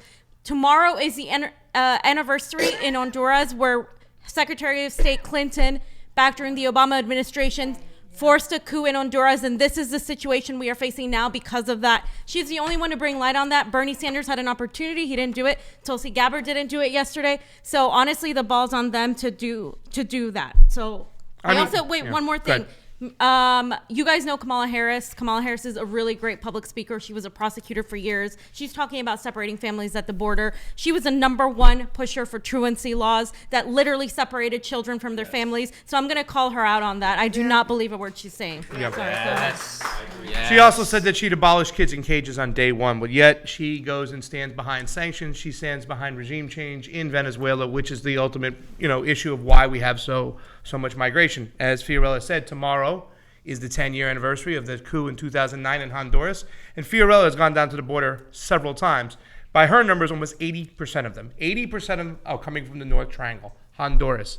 This has to do with our intervention, and we turned the place upside down, and we also, once again, not allowing the American people to see a socialistic leader. They put Lula in jail in Brazil, and they threw Manuel Zelaya out of Honduras, and that's what they're doing all around the world. It's a big issue, so Kamala, no good. Also, really quick, China China didn't screw us over. Our politicians did. They signed NAFTA. Our oligarchs, the people who benefit off the moves to China, they're the ones who screwed us. China's creating a middle class right now that is beyond belief. China is not our enemy. Our policies when it comes to trade and how we deal with China, that is the enemy. So don't be duped when they tell you that China is our enemy. They're growing a middle class beyond. They've taken, and I'll hand it over to you, Lauren, 600 million people and moved them out of poverty. Sorry for banging on the desk. Thank you. Well, the problem is that China, they said that we were going to do the TPP as a pivot to Asia. That was Obama's pivot to Asia. But what people didn't realize was that TPP was a docking agreement, which is China could sign on any time. So it wasn't a pivot to Asia, but what it was a cover-up of militarization, because the military-industrial complex makes money by having wars against, or military buildups against big countries like Russia and China, not by little terrorists who have, guerrilla warfare in the cities and in the rural areas. They need to have big weapon systems. And you know that since they've now made Russia and China the new boogeymen, those defense industry stocks are through the roofs. So the question is, why are we always talking about competition?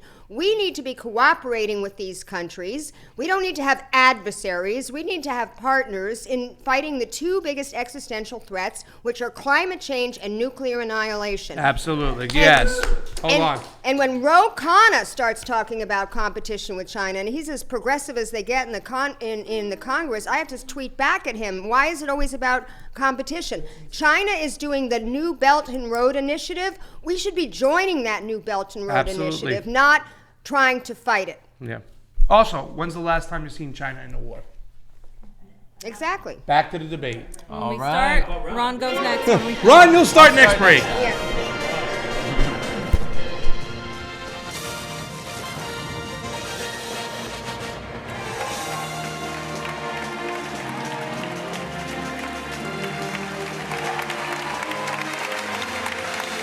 Welcome back to the Democratic presidential debate from the Arch Center in Miami. As we continue the questioning, we want to bring in more members of our team. So let's turn it over to Chuck Todd and Rachel Maddow. Well, Rachel, I had a dream that we've done this before. No. This is definitely didn't happen. the first time. Definitely first time. Thank you, Lester, Savannah, and Jose. Let's quickly recap the rules one more time. 20 candidates qualified for this first debate. We've heard from 10 of them from last night. We're hearing from 10 more tonight. Breakdown for each night was selected at random. Candidates will have 60 seconds to answer direct questions, 30 seconds for follow-ups if necessary. Because of this large field of candidates, not every person will be able to comment on everything, but the less audience reaction there is, the more time they will all get. Over the course of the next hour, we will hear from all of these candidates, but we are going to begin this hour with Mayor Buttigieg. In the last 5 years, civil rights activists in our country have led a national debate over race and the criminal justice system. Your community of South Bend, Indiana, has recently been in uproar over an officer-involved shooting. The police force in South Bend is now 6% black in a city that is 26% black. Why has that not improved over your 2 terms as mayor? Because I couldn't get it done. My community is in anguish right now. because of an officer-involved shooting. A black man, Eric Logan, killed by a white officer. And I'm not allowed to take sides until the investigation comes back. The officer said he was attacked with a knife, but he didn't have his body camera on. It's a mess, and we're hurting. And I could walk you through all of the things that we have done as a community, all of the steps that we took from bias training to de-escalation, but it didn't save the life of Eric Logan. And when I look into his mother's eyes, I have to face the fact that nothing that I say will bring him back. This is an issue that is facing our community and so many communities around the country. And until we move policing out from the shadow of systemic racism, whatever this particular incident teaches us, we will be left with the bigger problem of the fact that there's a wall of mistrust put up one racist act at a time, not just from what's happened in the past, but from what's happening around the country in the present. It threatens the well-being of every community. And I am determined to bring about a day when a white person driving a vehicle and a black person driving a vehicle, when they see a police officer approaching, feels the exact same thing, a feeling not of fear, but of safety. I am determined to bring that day about. Thank you, Mr. Mayor. If I could ask one question, just because I think... Governor, I'll give you 30 seconds. I think that the question they're asking in South Bend, I think in cities across the country, is why has it taken so long? We had a shooting when I first became mayor 10 years before Ferguson, and the community came together and we created an Office of the Independent Monitor, a Civilian Oversight Commission. We diversified the police force in 2 years. We actually did de-escalation training. I think the real question that America should be asking is why 5 years after Ferguson, every city doesn't have this level of police accountability. Governor Hickenlooper, thank you. I've got to respond to that. Look, we've taken so many steps toward police accountability that the FOP just denounced me for too much accountability. We're obviously not there yet. And I accept responsibility for that because I'm in charge. Policy, you should fire the chief. So under Indiana law, this will be investigated, and there will be accountability for the officer involved. But you're the mayor. You should fire the chief if that's the policy and someone died.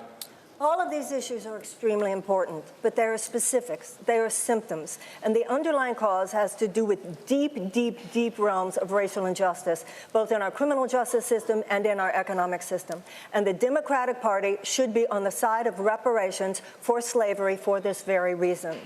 I do not believe that the average American is a racist, but the average American is woefully undereducated about the history of race in the United States. Ms. Williamson, thank you very much. Vice President Biden, we're going to get to you. Hang on, we're going to get to stage. I would like to speak on the issue of race.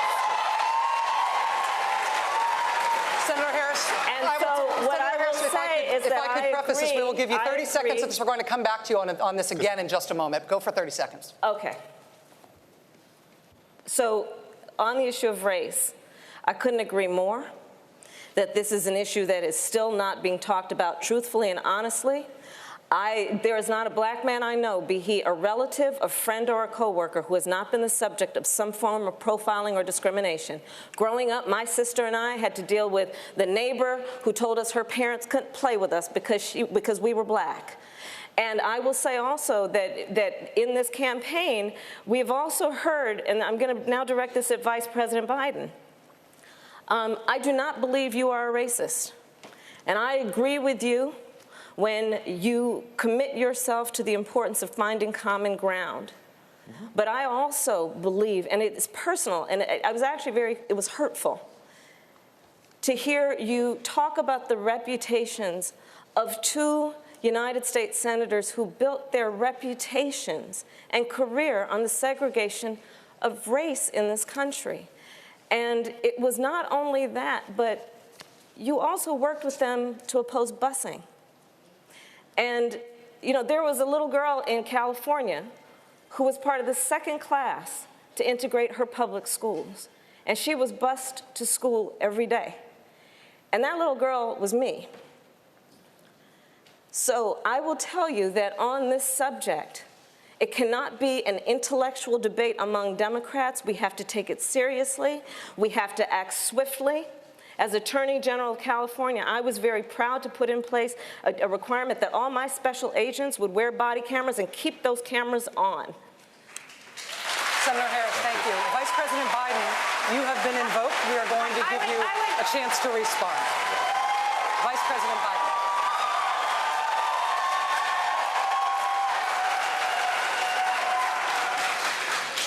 mischaracterization of my position across the board. I did not praise racist. That is not true. Number one. Number two, if we want to have this campaign litigated on who supports civil rights and whether I did or not, I'm happy to do that. I was a public defender. I didn't become a prosecutor. I came out and I left a good law firm to become a public defender when in fact my city was in flames because of the assassination of Dr. King.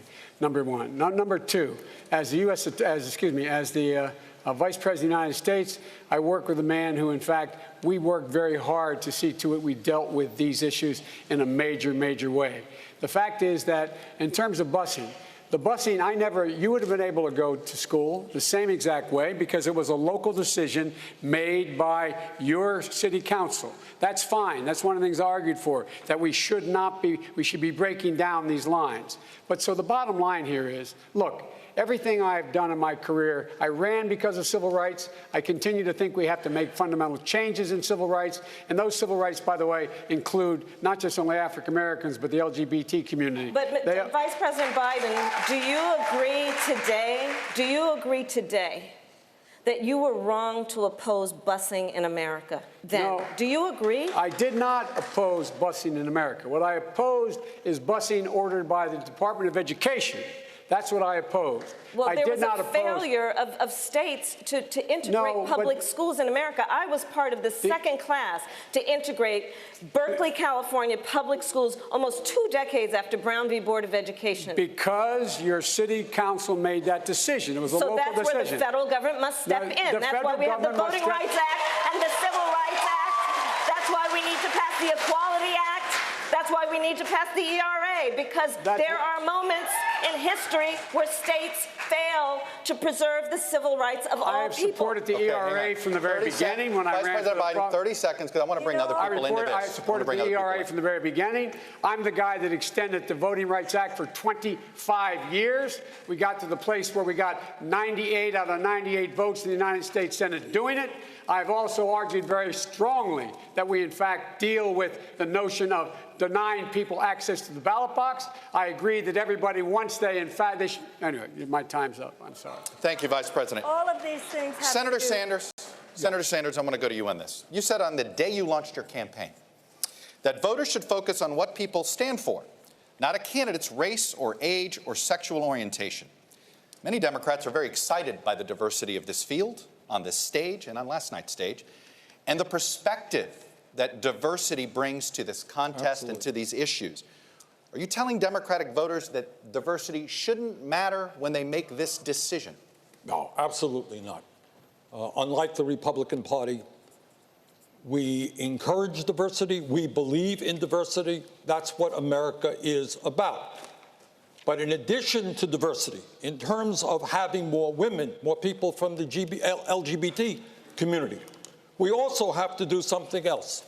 And that is, we have to ask ourselves a simple question. And that, how come today the worker in the middle of our economy is making no more money than he or she made 45 years ago, and that in the last 30 years, the top 1% has seen a $21 trillion increase in their wealth?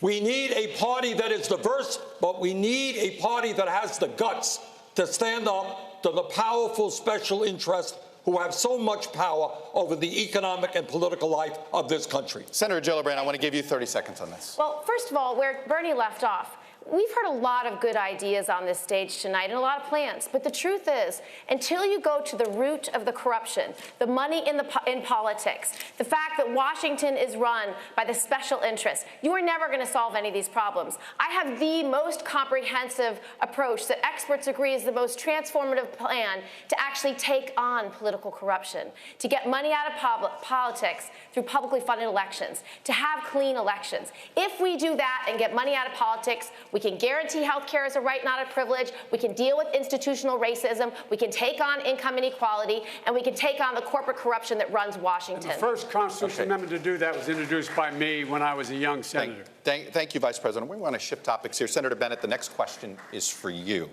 On the issue of partisan gridlock, President Obama promised in 2012 that after his reelection, Republicans would want to work with Democrats. Fever would break. That did not happen. Now, Vice President Biden is saying the same thing, that if he is elected in 2020, both parties will want to work together. Should voters believe that somehow if there's a Democratic president in 2021, that gridlock is going to magically disappear? Gridlock will not magically disappear as long as Mitch McConnell is there, first. Second, that's why it is so important for us to win not just the presidency, to have somebody that can run in all 50 states, but to win the Senate as well. And that's why we have to propose policies that can be supported, like Medicare X, so that we can build a broad coalition of Americans to overcome broken Washington, D.C. I agree with what Senator Gillibrand was saying. I share a lot of her views. We need to end gerrymandering in Washington. We need to end political gerrymandering in Washington. The court today said they couldn't do anything about it. We need to overturn Citizens United. The court was the one that gave us Citizens United, and the attack on voting rights in Shelby versus Holder is something we need to deal with. All of those things has happened since Vice President Biden was in the Senate.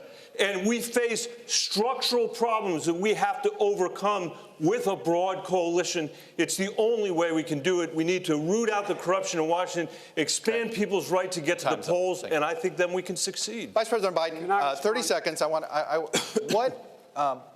It does sound as if you haven't seen what's been happening in the United States Senate over the last 12 years. It didn't happen. Why? I have seen what happened just since we were vice president.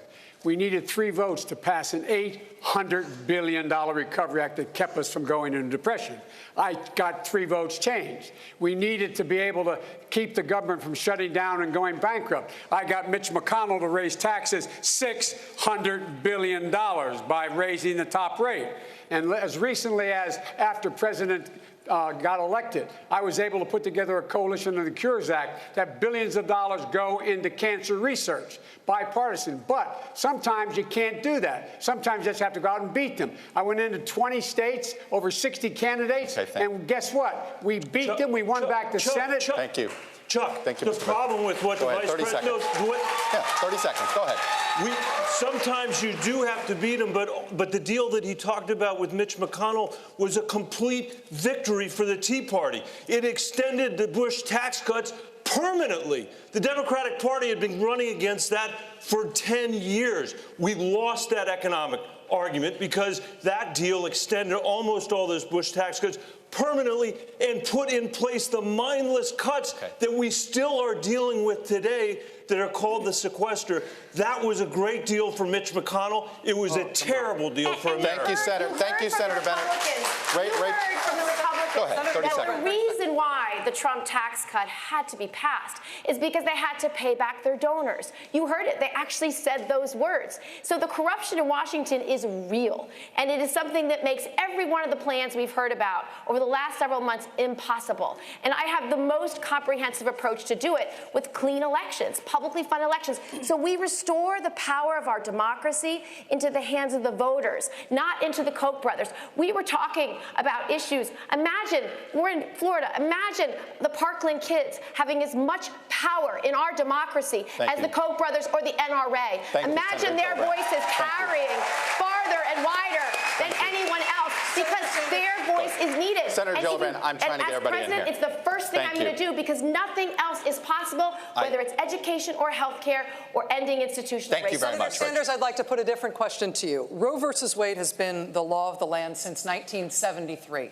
Now that there is a conservative majority on the Supreme Court, several Republican-controlled states have passed laws to severely restrict or even ban abortion.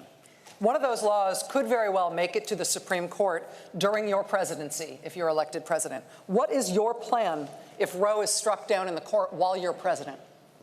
Well, my plan is somebody who believes, for a start, that a woman's right to control her own body is a constitutional right, that government and politicians should not infringe on that right. We will do everything we can to defend our Roe versus Wade. Second of all, let me make a promise here. You ask about litmus test. My litmus test is I will never nominate any justice to the Supreme Court unless that justice is 100% clear he or she will defend Roe v. Wade. Third of all, I do not believe in packing the court. We got a terrible 5-4 majority conservative court right now. But I do believe that constitutionally we have the power to rotate judges to other courts. And that brings in new blood into the Supreme Court, and a majority, I hope, that will understand that a woman has the right to control her own body and that corporations cannot run the United States of America. Hold on, I'm going to give you 10 additional seconds, because the question is, what if the court has already overturned Roe, and Roe is gone? All of the things you just described would be to try to preserve Roe. If Roe is gone, what could you do as president to preserve abortion rights? Well, first of all, let me tell you this. It didn't come up here, but let's face this. Medicare for all guarantees every woman in this country the right to have an abortion if she wants it. Thank you, Senator. And can I just address this for a second? And I want to talk directly to America's women and to the men who love them. Women's reproductive rights are under assault by President Trump and the Republican Party. 30 states are trying to overturn Roe v. Wade right now. And it is mind-boggling to me that we are debating this on this stage in 2019 among Democrats, whether women should have access to reproductive rights. I think we have to stop playing defense and start playing offense. But let me tell you one thing about politics, because it goes to the corruption and the deal-making.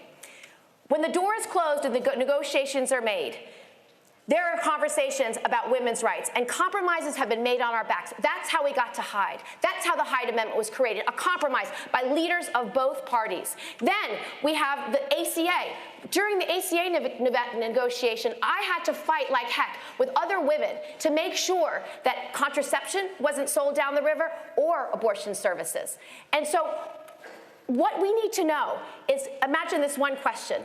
When we beat President Trump, and Mitch McConnell walks into the Oval Office, God forbid, to do negotiations, who do you want, when that door closes, to be sitting behind that desk to fight for women's rights? I have been the fiercest advocate for women's reproductive freedom for over a decade. And I promise you, as president, when that door closes, I will guarantee women's reproductive freedom no matter what. Thank you. We're moving to climate. We're moving to climate, guys. Senator Harris, I'm addressing you first on this. You live in a state that has been hit by drought, wildfires, flooding. Climate change is a major concern for voters in your state. It's pretty obvious. Obviously, this state as well. Yeah. Last night, voters heard many of the candidates weigh in on their proposals. Explain specifically what yours is. Well, first of all, I don't even call it climate change. It's a climate crisis. It represents an existential threat to us as a species. And the fact that we have a president of the United States who has embraced science fiction over science fact will be to our collective peril. I visited, while the embers were smoldering, the wildfires in California. I spoke with firefighters who were in the midst of fighting a fire while their own homes were burning. And on this issue, it is a critical issue that is about what we must do to confront what is immediate and before us right now. That is why I support a Green New Deal.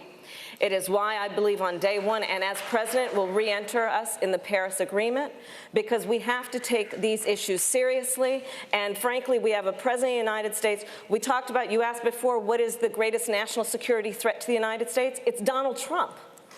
And I'm going to tell you why. And I'm going to tell you why. Because I agree, climate change represents an existential threat. He denies the science. You want to talk about North Korea, real threat in terms of nuclear arsenal, but what does he do? He embraces Kim Jong-un, a dictator for the sake of a photo op. Putin, you want to talk about Russia? Harris, we're going to he takes the word of the Russian president over the word of the American intelligence community when it comes to a threat to our democracy and our elections. Thank you, Senator Harris. These are the issues that are before us, Chuck. I hear you. Thank you, Senator Harris. Mayor Buttigieg, in your climate plan, if you're elected president in your first term, how is this going to help farmers impacted by climate change in the Midwest? Well, the reality is we need to begin adapting right away, but we also can't skip a beat on preventing climate change from getting even worse. It's why we need aggressive and ambitious measures. It's why we need to do a carbon tax and dividend. But I would propose we do it in a way that is rebated out to the American people in a progressive fashion so that most Americans are made more than whole. This isn't theoretical for us in South Bend either. Parts of California on fire, right here in Florida, they're talking about sea level rise. Well, in Indiana, I had to activate the Emergency Operations Center of our city twice in less than 2 years. The first time was a 1,000-year flood, and the next time was a 500-year flood. This is not just happening on the Arctic ice caps. This is happening in the middle of the country, and we've got to be dramatically more aggressive moving forward. Now, here's what very few people talk about. First of all, rural America can be part of the solution instead of being told they're part of the problem. With the right kind of soil management and other kind of investments, rural America could be a huge part of how we get this done. And secondly, we've got to look to the leadership of local communities. You know, those networks of mayors and cities from around the world who have come together, not even waiting for our national governments to catch up. We should have a Pittsburgh summit where we bring them together as well as rejoining the Paris. Thank you, Mayor Buttigieg. I want to bring Governor Hickenlooper into this for a moment. Governor, you have said that oil and gas companies should be a part of the solution on climate change. Lots of your colleagues on stage tonight have talked about moving away from fossil fuels entirely. Can oil and gas companies be real partners in this fight? Well, I share the sense of urgency. I'm a scientist, so I recognize that we're within 10 or 12 years of actually, suffering irreversible damage. But guaranteeing everybody a government job is not going to get us there. Socialism, and in that sense, is not the solution. We have to look at what really will make a difference. In Colorado, we're closing a couple of coal plants, replacing them with wind, solar, and batteries, and the monthly bills go down.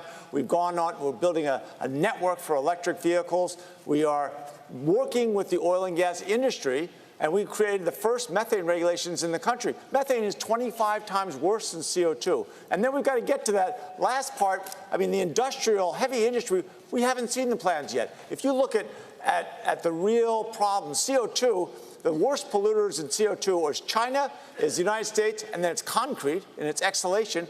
And beyond that, I think we've got to recognize that only by bringing people together, businesses, nonprofits, and we can't demonize every business. We've got to bring them together to be part of this thing, because ultimately, if we're not able to do that, we will be doomed to failure. We have no way of doing this without bringing everyone together. Thank you. Vice President Biden, on the issue of how you do this, Democrats are arguing robustly among themselves about what's the best way to tackle climate change. But if we're honest, many Republicans, including the president, are still not sure if they believe it is even a serious problem. So, are there significant ways you can cut carbon emissions if you have to do it with no support from Congress? The answer is yes. Number one, in our administration, we built the largest wind farm in the world, the largest solar energy facility in the world.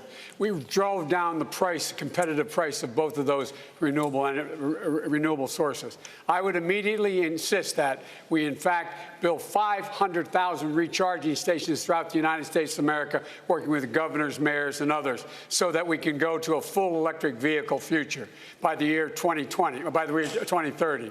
I would make sure that we invested $400 million in new science and technology to be the exporter not only of the green economy, but economy that can create millions of jobs. But I would immediately join the Paris climate accord. I would up the ante in that accord, which it calls for, because we make up 15% of the problem.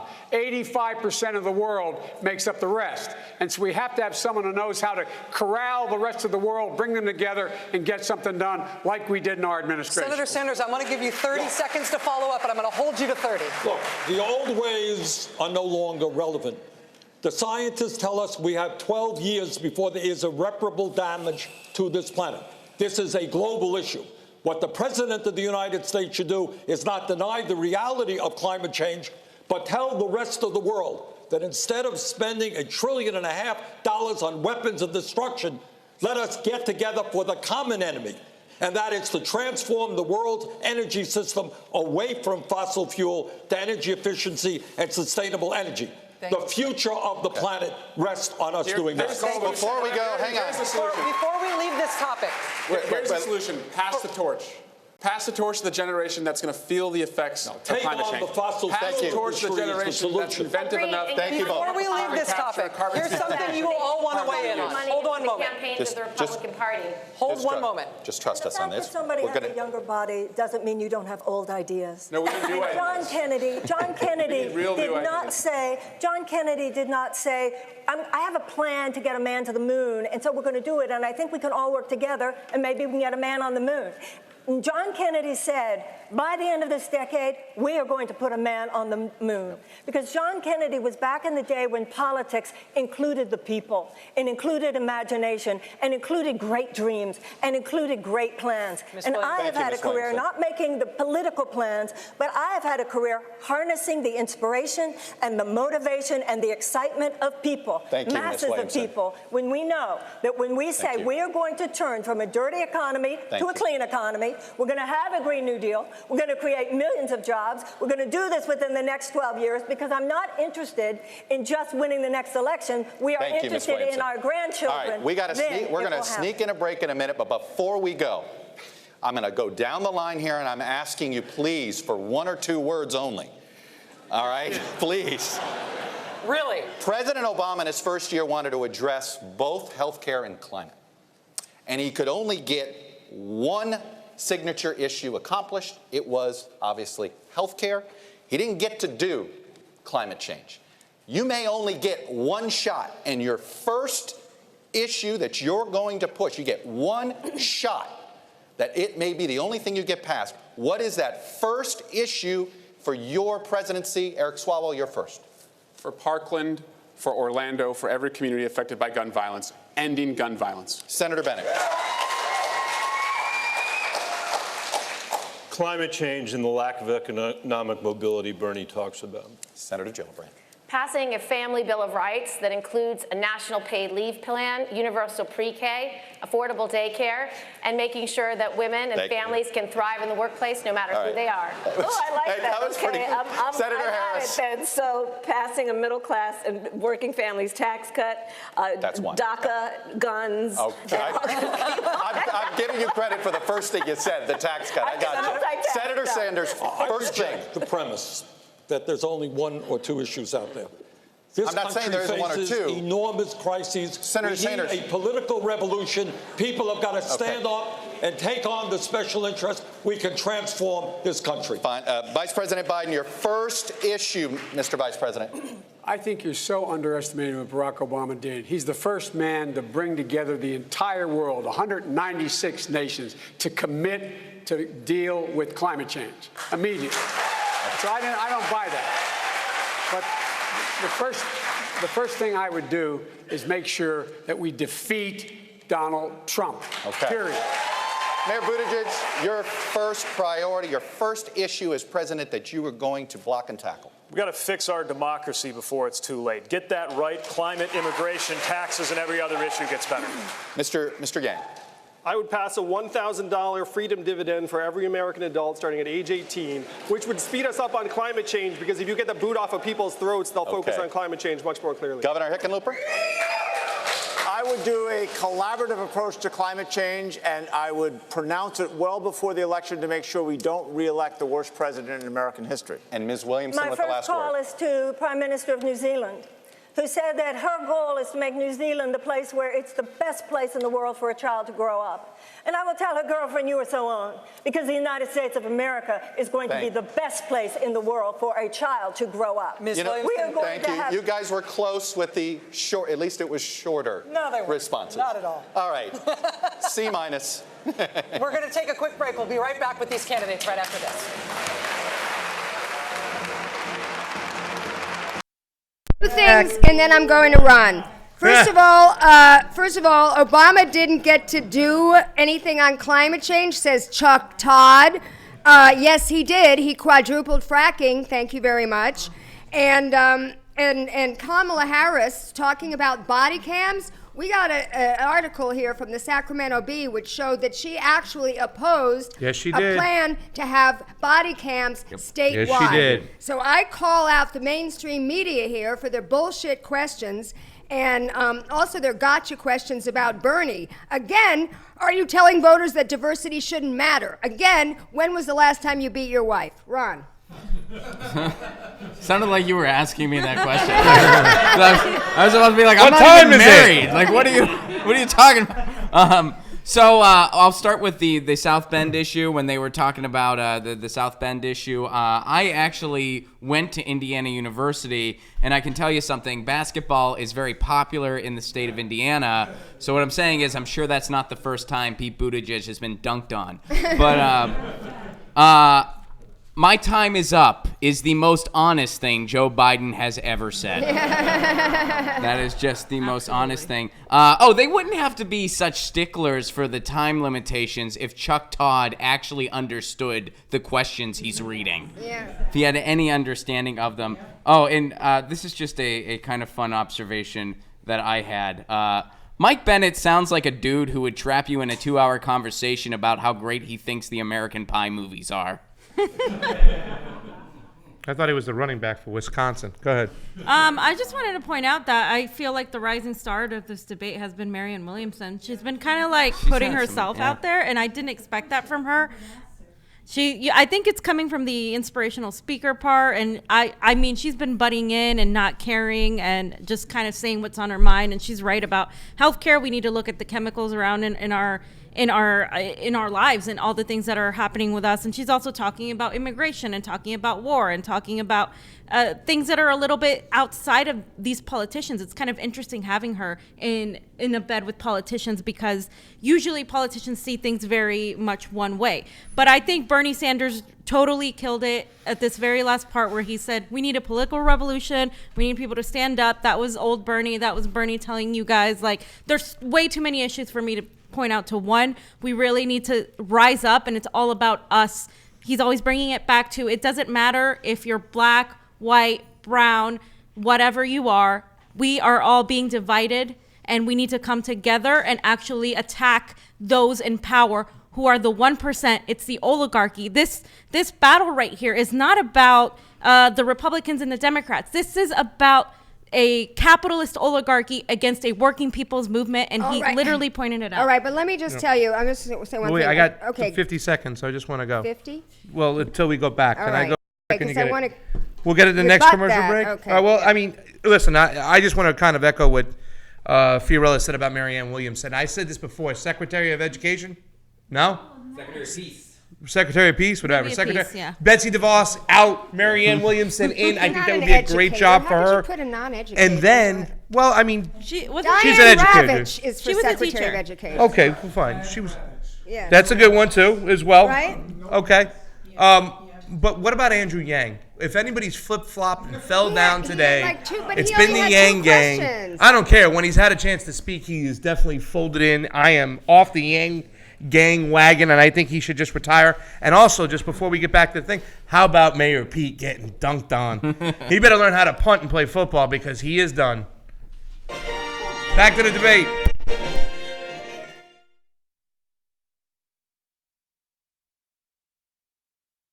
On Election Day 20. In Miami, we're going to continue the questioning now with Lester in the audience. We are in a second are going to have a question from Lester in the audience, but that was just a fake out. Let's go. We're going to go to the issue of guns and. Congressman Swalwell, among this field of candidates, you have a unique position on gun reform. You're proposing that the government should buy back every assault weapon in America, and it should be mandatory. How do you envision that working, especially in states where gun rights are a strong flashpoint? Keep your pistols, keep your rifles, keep your shotguns, but we can take the most dangerous weapons from the most dangerous people. We have the NRA on the ropes because of the moms, because of the Brady Group, because of Giffords, because of March for Our Lives. But I'm the only candidate on this stage calling for a ban and buyback of every single assault weapon in America. I've seen the plans of the other candidates here. They would all leave 15 million assault weapons in our communities. They wouldn't do a single thing to save a single life in Parkland. I'll approach this issue as a prosecutor.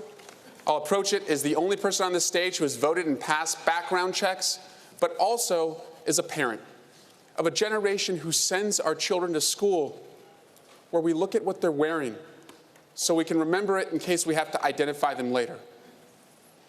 A generation who has seen thousands of black children killed in our streets, and a generation who goes to the theater and we actually look where the fire exits are. We don't have to live this way. We must be a country who loves our children more than we love our guns. Senator Sanders, a Vermont newspaper recently released portions of an interview you gave in 2013 in which you said, quote, "My own view on guns is everything being equal, states should make those decisions." No. Has your thinking changed since then? Do you now think there's a federal role to play? That's a mischaracterization of my thinking. It's a Look, quote of we you. have a gun crisis right now. 40,000 people a year are getting killed. In 1988, Rachel, when it wasn't popular, I ran on a platform of banning assault weapons and, in fact, lost that race for Congress. I have a D- voting record from the NRA. And I believe that what we need is comprehensive gun legislation that, among other things, provides universal background. We end the gun show loophole. We end the straw man provision. And I believed in 1988, and I believe today. Why would you that leave assault 15 million on the weapons are Senator, weapons you leave 15 from the million on the streets, military, though. and that they should not be on the streets of America. You would leave, your plan leaves them on the streets. You leave 15 million on the streets. We banned the sale and Will you buy them back? distribution, and that's what I believe for many years. Will you buy them back? If people want to buy, if the government wants to do that, if people want You're to going to be the bring them back, government. yes. Will you buy them back? Yes. Senator Harris, we're going to give you 30 seconds. Thank you. I think your idea is a great one, Congressman Swalwell, and I will say that there are a lot of great ideas. The problem is Congress has not had the courage to act, which is why when elected President of the United States, I will give the United States Congress 100 days to pull their act together, bring all these good ideas together, and put a bill on my desk for signature. And if they do not, I will take executive action, and I will put in place the most comprehensive background check policy we've had. I will require the ATF to take the licenses of gun dealers who violate the law, and I will ban by executive order the importation of assault weapons. Because I'm going to tell you, as a prosecutor, I have seen more autopsy photographs than I care to tell you. I have hugged more mothers who are the mothers of homicide victims, and I have attended more police officer funerals. It is enough. It is enough. There have been plenty of good ideas from members of the United States Congress. There's been no action. As president, I will take action. Mayor Buttigieg, I want to bring you in on this, sir. A lot of discussion about assault rifles that are often shorthanded as military-style weapons. You are the only person on this stage tonight with military experience as a veteran of the Afghanistan war. Will military families, does that inform your thinking on this view? Do you believe that military families or America's veterans will, at large, have a different take on this than the other Americans who we've been talking about and who Congressman Swalwell is appealing to with his buyback program? Yeah, of course, because we trained on some of these kinds of weapons. Look, every part of my life experience informs this. Being the mayor of a city where the worst part of the job is dealing with violence, we lose as many as were lost at Parkland every 2 or 3 years in my city alone. And this is tearing communities apart. If more guns made us safer, we'd be the safest country on earth. It doesn't work that way. And common sense measures like universal background checks can't seem to get delivered by Washington, even when most Republicans, let alone most Americans, agree it's the right thing to do. And as somebody who trained on weapons of war, I can tell you that there are weapons that have absolutely no place in American cities or neighborhoods in peacetime, ever. Vice President Biden, 30 seconds. A real 30 seconds? A real 30 seconds. Okay. I'm the only person that's beaten the NRA nationally. I'm the guy that got the Brady bill passed, the background checks, number one. Number two, we increased that background check during the Obama-Biden administration. I'm also the only guy that got assault weapons banned, and the number of clips in a gun banned. And so, folks, look, and I would buy back those weapons. We already started talking about that. We tried to get it done. I think it can be done, and it should be demanded that we do it, and that's a good expenditure of money. And lastly, we should have smart guns. No gun should be able to be sold unless your biometric measure could pull that trigger. It's within our right to do that. We can do that. Our enemy is the gun manufacturers, not the NRA. The gun manufacturers. Vice President, but the NRA is taking orders from the gun manufacturers. Lester, hold Joel has our next question. Lester, take it away. All right, Chuck, this is a question from our viewers. We put some suggestions that asked maybe they could share some. Here's one that came from Kathleen from Canby, Oregon, who writes, many fear the current administration has inflicted irrevocable harm on our governing institutions and norms, and in the process, on our reputation abroad. The question is, what do you see as important early steps in reversing the damage done? And we'll put this one to Senator Bennett. Thank you very much. What an excellent question. First of all, we have to restore our democracy at home. The rest of the world is looking for us for leadership. We have a president who doesn't believe in the rule of law. He doesn't believe in freedom of the press. He doesn't believe in independent judiciary. He believes in the corruption that he's brought to Washington, D.C., and that is what we have to change, and that's why everybody is up here tonight, and I appreciate the fact that they're up here for that reason. Second, we've got to restore the relationships that he's destroyed with our allies, not just in Europe. He flew to the G20 last night and attacked Japan, Germany, and a third ally of ours without saying anything about North Korea or Russia. And when you've got a situation where you have a president who says something happened in the Straits of Hormuz and the whole world doesn't know whether to believe it or not, that is a huge problem when it comes to the national security of the United States of America. This is a perfect and we time. need to change that. Thank you, Senator Bennett. It's a perfect time for me to do another one of these down the line. And this is what this question is, which is you're likely going to have to reset a relationship between America and another country or entity if you become president perhaps because of some relationship that you just mentioned about President Trump. What is the first relationship you like to reset as president? I'm going to go down the line, and I'll start with Ms. Williamson. Well, one of my first phone calls would be to call the European leaders and say, we're back. Because I totally understand how important it is that the United States be part of the Western Alliance. I'm trying to get one or two words here. I hear you. Governor Hickenlooper. You know, I talk about constant engagement, and I think the first country I would go to, but I understand they've been cheating and stealing intellectual property, would be China, because if we're going to deal with public health pandemics, if we're going to deal with all the challenges of the globe, we've got to have relationships with everyone. Mr. Yang, we're trying to squeeze in a couple more things before we go to another break. Mr. Yang. China, we need to cooperate with them on climate change, AI, and other issues. North Korea. Thanks for the quickness. Mayor Buttigieg. We have no idea which of our most important allies he will have pissed off worse between now and then. What we know is that our relationship with the entire world needs to change, and it starts by modeling American values at home. Okay, Mr. Vice President, I'm trying to be quick. We know NATO will fall apart if he's elected 4 more years as the single most consequential alliance in the history of the United States. Senator Sanders. It's not one country. I think it is rebuilding trust in the United Nations and understand that we can solve conflicts without war, but with diplomacy. Senator Harris. All the members of the NATO alliance. Senator Gillibrand. President Trump is hell-bent on starting a war with Iran. My first act will be to engage Iran to stabilize the Middle East and make sure we do not start an unwanted, never-ending war. Senator Bennett, quickly. Our European allies in every Latin American country that's willing to have a conversation about how to deal with the refugee crisis. And Congressman Swalwell. My first act in foreign policy, we're breaking up with Russia and making up with NATO. Thank you all. Thank you all. We have one That's a good plan. last question for Vice President Biden tonight. You have made your decades of experience in foreign policy a pillar of your campaign. But when the time came to say yes or no on one of the most consequential foreign policy decisions of the last century, you voted for the Iraq war. You have since said you regret that vote. But why should voters trust your judgment when it comes to making a decision about taking the country to war the next time? Because once Bush abused that power, what happened was we got elected after that. I made sure the president turned to me and said, Joe, get our combat troops out of Iraq. I was responsible for getting 150,000 combat troops out of Iraq, and my son was one of them.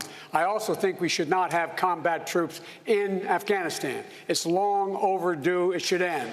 And thirdly, I believe that you're not going to find anybody who has pulled together more of alliances to deal with what is the real stateless threat out there. We cannot go it alone in terms of dealing with terrorism. So I'd eliminate the act that allowed us to go into war and not the AUMF, and make sure that it could only be used for what its intent was, and that is to go after terrorists, but never do it alone. That's why we have to repair our alliances. We put together 65 countries to make sure we dealt with ISIS in Iraq and other places.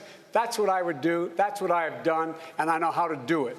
Senator Sanders, 30 Look, seconds. one of the differences that Joe and I have in our record is Joe voted for that war. I helped lead the opposition to that war, which is a total disaster.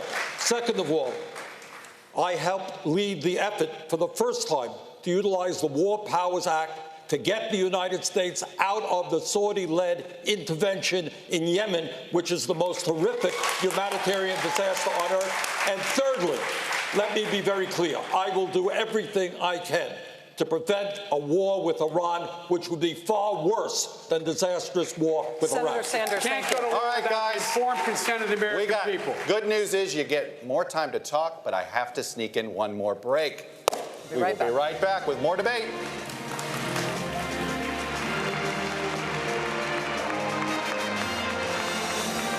All right, well, I'm going to say that Bernie just rocked that out of the park with that answer, talking about, the contrast between the UN and Biden talking about NATO. Couldn't have been more clear as to how we need to approach our foreign policy. However, in looking at the whole debate so far, I'm really kind of liking the three women. Even though I don't necessarily like them, I like the way they're coming off. And I do think... coming at this from not being a Bernie Sanders fan, if I was just out there in the audience, I would say that Bernie and Joe are, not doing so well. And I don't know if anybody else has that opinion. Ron? I was hoping for a little more from Bernie tonight. I do think he was really strong with that response to Biden. I thought he closed really strong. I thought that was good. So hopefully he finishes strong. But yeah, I feel like he's been a little... I don't know. I mean, I wouldn't say silent. He's definitely been on it policy-wise, but as far as like some really good soundbitey moments, he just hasn't quite had them. And in the world we live in a soundbite world that we live in, those are just kind of necessary, and he hasn't quite had them as much tonight as I would have hoped he would have. I tend to kind of, I don't know. I agree that Bernie could be a little bit more assertive. We've seen him be assertive, but I think it's because we constantly see him throwing these left punches all the time that when you put him in a room, it's just going to be the same thing because he's always doing it. He's not just doing this for show like the other people on stage are doing it. Kamala Harris, as you all know, have seen, has been pandering. If you go and Google the things she's saying, they just don't fall in line to her policy. So no matter how good she sounds, I'm not going to go and give her really much of a thumbs up because I know that she's pandering and lying. Kirsten Gillibrand, too. Like, she's actually been doing a lot better than I expected. She's been taking on the points of staying off of Iran, talking about paid family leave. She's definitely using the female, I'm a woman card. But if you look at her policy and her past legislation, it is problematic when she's talking about not taking corporate money when that's just not the case. Yeah. Marianne Williamson, though, I think she definitely got out of her shell. And she's a little bit kind of like all over the place, kind of like very like scatterbrained. And she's not a politician, and you can tell. But I think she adds some different perspective to the table. I think Bernie Sanders 5 seconds can totally go stronger next time as far as war, as far as being anti-war and tying it to immigration. I'll lead off next week. We are back from Miami. Now, each candidate will have a final chance to make their case to the voters, 45 seconds each. We begin with Congressman Swalwell. We can't be a forward-looking party if we look to the past for our leadership. I'm a congressman, but also a father of a 2-year-old and an infant. When I'm not changing diapers, I'm changing Washington. Most of the time, the diapers smell better. I went to Congress at 31, and I found a Washington that doesn't work for people like you and me. It's made of the rich and the disconnected.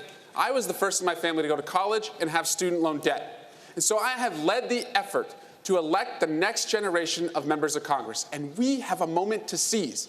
This is a can-do generation. This is the generation that will end climate chaos. This is the generation that will solve student loan debt. And this is the generation that will say enough is enough and end gun violence. This generation demands bold solutions. That's why I'm running for president. Congressman, thank you. Ms. Williamson, 45 seconds for your closing I'm statement. sorry we haven't talked more tonight about how we're going to beat Donald Trump. I have an idea about Donald Trump. Donald Trump is not going to be beaten just by insider politics talk. He's not going to be beaten just by somebody who has plans. He's going to be beaten by somebody who has an idea what this man has done. This man has reached into the psyche of the American people, and he has harnessed fear for political purposes. So, Mr. President, if you're listening, I want you to hear me, please.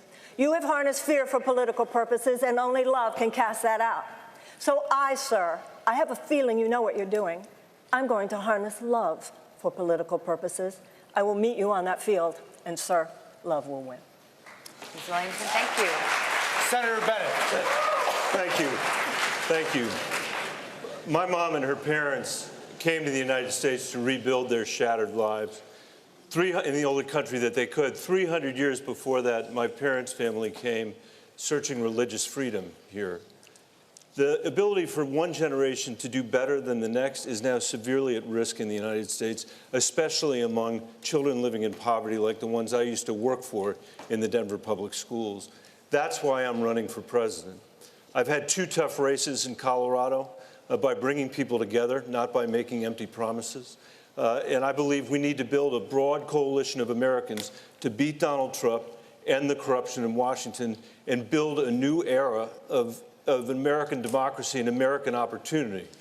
This is going to be hard to do, but it's what our parents would have expected. It's what our kids deserve. I hope you'll join me in this effort. Thank you. Thank you. Governor Hickenlooper.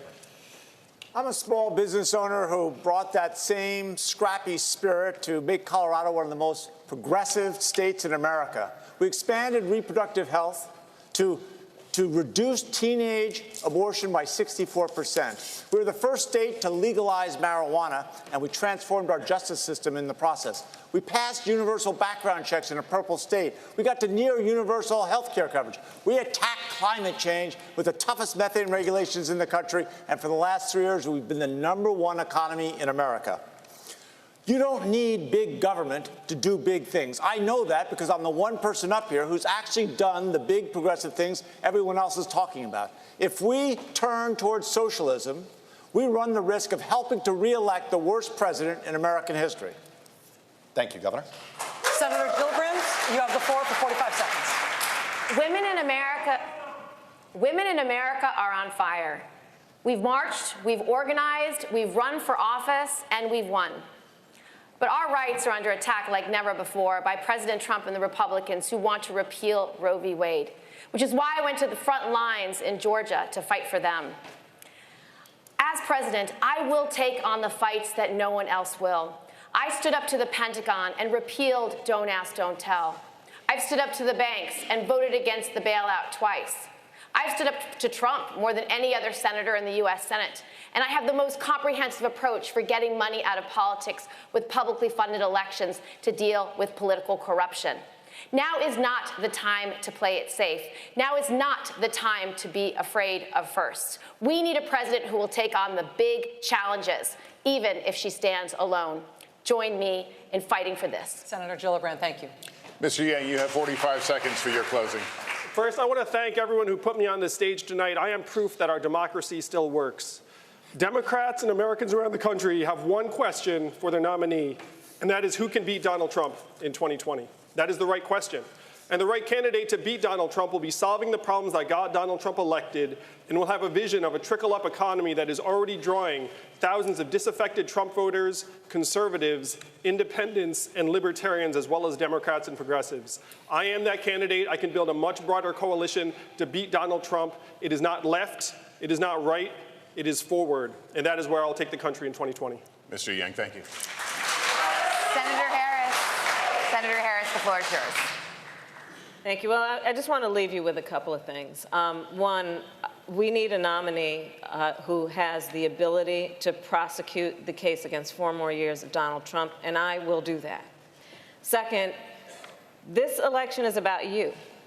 This is about your hopes and your dreams and your fears and what wakes you up at 3 o'clock in the morning.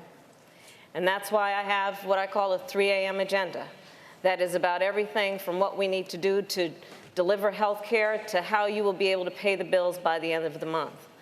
And when I think about what our country needs, I promise you, I will be a president who leads with a sense of dignity, with honesty, speaking the truth, and giving the American family all that they need to get through the end of the month in a way that allows them to prosper. So I hope to earn your support. Please join us at KamalaHarris.org. Senator, thank you. Mayor Buttigieg, 45 seconds. Nothing about politics is theoretical for me. I've had the experience of writing a letter to my family, putting it in an envelope marked just in case, and leaving it where they would know where to find it in case I didn't come back from Afghanistan. I have the experience of being in a marriage that exists by the grace of a single vote on the U.S. Supreme Court. I have the experience of guiding a community where the per capita income was below $20,000 when I took office into a brighter future. I'm running because the decisions we make in the next 3 or 4 years are going to decide how the next 30 or 40 go. And when I get to the current age of the current president in the year 2055, I want to be able to look back on these years and say my generation delivered climate solutions, racial equality, and an end to endless war. Help me deliver that new generation to Washington before it's too late. Thank you. Senator Sanders, 45 seconds, the floor is yours. I suspect people all over the country who are watching this debate are saying, these are good people, they have great ideas. But how come nothing really changes? How come for the last 45 years wages have been stagnant for the middle class? How come we have the highest rate of childhood poverty? How come 45 million people still have student debt? How come 3 people own more wealth than the bottom half of America? And here is the answer. Nothing will change unless we have the guts to take on Wall Street, the insurance industry, the pharmaceutical industry, the military-industrial complex, and the fossil fuel industry. If we don't have the guts to take them on, we'll continue to have plans, we'll continue to have talk, and the rich will get richer, and everybody else will be struggling. Thank you, Senator. And lastly, we'll hear from Vice President Biden. Sir, you have 45 seconds. Thank you very much. I'm running to lead this country because I think it's important we restore the soul of this nation. This president has ripped it out. It's the only president in our history who has equated racist and white supremacist with ordinary and decent people. He's the only president who has engaged and embraced dictators and thumbed her nose at our allies. I'm secondly running for president because I think we have to restore the backbone of America, the poor and hardworking middle-class people. You can't do that without replacing them with the dignity they once had. Lastly, we got to unite the United States of America as much as anybody says we can. If we do, there's not a single thing the American people can't do. This is the United States of America. We can do anything if we're together. So God bless you all, and may God protect our troops. Vice President Biden, thank you. We want to thank our candidates. We've had 2 nights of spirited debate on a range of issues, 20 candidates in all. We want to thank all of the candidates last night. Seriously, it takes guts to run and stick your neck out like this to you guys and to the 10 last night. Thanks for having the guts to do this. I would also like to thank the audience for completely ignoring our suggestion not to react. We made it a lot more fun. Also, thanks to the Democratic National Committee and the Florida Democratic Party. And of course, thank you to everyone in the Adrian R. Okay, Center for so hosting there us you here and go. our This was terrific night audience. 2 of the first set of debates of the Democratic primary candidates, and we all are going to comment about them now. I was interested to note that they did not have one single question about the revolutionary policy that is going to get everyone in America to support Bernie Sanders, which is that forgiving student debt. They didn't want to even put that question out there because they knew if he got to articulate that it would skyrocket him in popularity. Also, I was surprised that they didn't go after the socialism thing. Hickenlooper kept trying to bring it up and kept getting boos, but I think that's his trademark now. But also, I thought it was very interesting at the end that Joe Biden was talking about racism, considering that he was not just supporting Eastland, who is a segregationist, but he had his own animosity towards busing and brought in Eastland and other segregationists to support him against busing, which would have integrated American schools and would have been a very major step to combat racism, because integration, as I said yesterday, is the only thing proven to have lowered the gap in test scores between minorities and whites, and it also, when white students go to school with black students, it decreases racism on their part. Ron.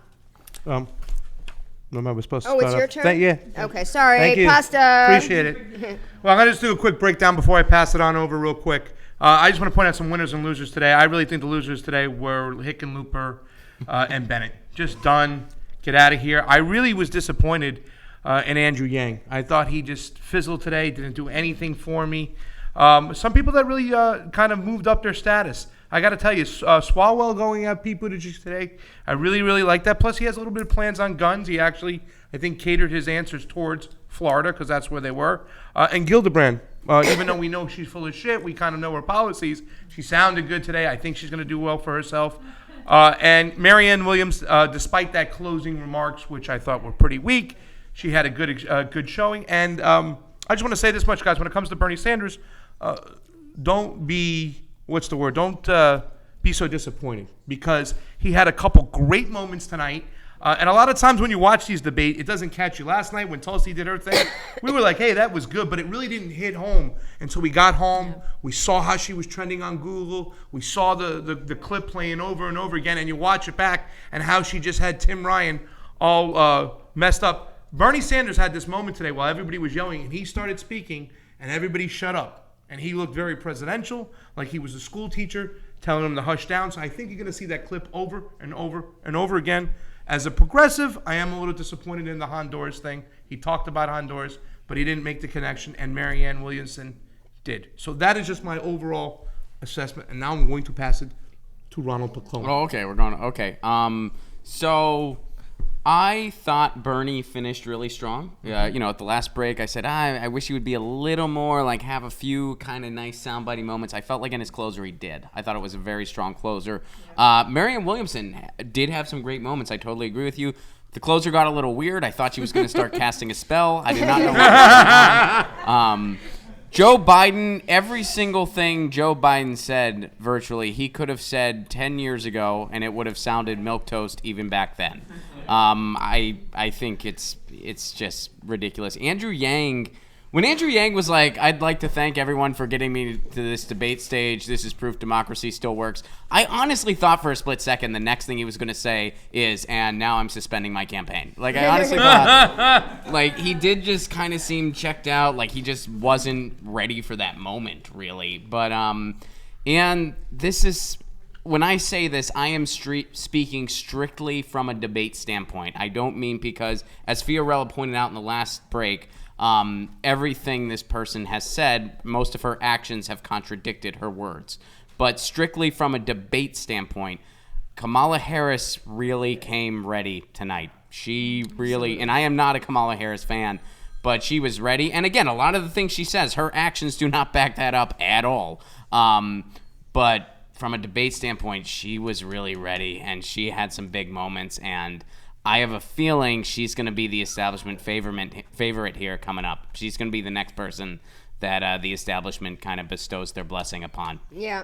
Biden's run, I think, is kind of over. She's going to be next. It's going to be her next round. Absolutely. Yeah, I agree. Just to piggyback off of you, I think Kamala Harris definitely would, to the non-information, not the non-heavily informed voter, she's going to be the one who looks good, who looks like she did everything well, because she knows how to read a room. She's a prosecutor. She knows how to pander to whoever needs to be pandered to, and she did exactly what she needed to do to up herself. Because if you guys remember the California convention, she really didn't have a huge night. Everybody thought she was going to fail tonight, and she actually picked herself up, and she's actually coming back up. So, yeah. You could see from the chart, Marianne Williamson pretty high. A lot of people looking on. The search terms? Yeah, yeah. Marianne Williamson, the highest. I would agree with that. And Kamala Harris, and I agree. Kirsten Gillibrand, absolutely. Yeah, I looked her up because when she said that she voted against the bank bailouts twice, I was kind of shocked about that. But she actually did. She voted against the bank bailouts when she was a congresswoman representing New York. She also co-sponsored the financial transaction tax. She supported reinstating a new Glass-Steagall Act. So, And we remember her, she took a lot of hits when she called for Al Franken to step down, and a lot of liberals and progressives were supporting Al Franken because they thought he was so good. And I'm like, no, you have to be consistent. If this behavior in the Me Too movement is not okay in Republicans, it's not okay in Democrats. And she took a lot of hits over that, but that's been a consistent issue for her. Now, of course, she does have a very, very conservative background. She has made a transition. Now, the question is, my hashtag for her is Chameleon Kirsten. The question is it an evolution, which we can honestly say, great, she evolved to take the right stance, or is it all for political gain? That's a question that people need to look into with her, because I think she came out of this looking very well. I agree. What about Biden? Where do we stand on Biden? What do you guys think in the audience? Because I don't know. I think as soon as you to the audience, line up. I think as soon as you said Biden, I heard a collective yawn from all of us. Okay, Brian. Hi everybody. So my name is Brian. I was a former Bernie delegate. I've been here with Take my seat. Oh, okay. Sit down, Brian. Thank you very much. Thank you, Lauren. And thank you for hosting all of us in the audience tonight. So I have to say, watching Joe Biden's debate performance tonight, he really got pummeled on. He got dogpiled by a lot of the different candidates. And, a lot of the different candidates, when they're dogpiling on him, they made a lot of good points about his past and his record. So I think Joe Biden is one of the big losers in the debate tonight. Anyone else want to share their viewpoints? Yes. Okay. If you guys have a chance, open up your phones, go to the CONVO couch. Why don't you say what you did for Bernie at his last rally? I performed not the national anthem, but with America the Beautiful at the last Bernie rally in LA. I'm a performer. But the one thing I just wanted to say about Biden is nobody called him on being one of the architects of the crime bill, which is singularly the... He touted it. He touted himself, yeah. Well, it's he bragged funny. about it. But in terms of its impact on race relations Absolutely. and the community of people of color, that's been one of the worst policies. So I hope that gets that he gets called out on that. You know the disgusting thing about Biden? The disgusting thing about Biden is that the other candidates really don't attack him on policy. They attack him on rhetoric, his language, his views, but they never attack him on his policy. Why? Because they're in line with his policies. That's why. Well, it's funny. At one point, they said he was the one of the architects of Obamacare, and he wasn't. Mitt Romney was. Yeah, so they got that wrong. Yeah, absolutely.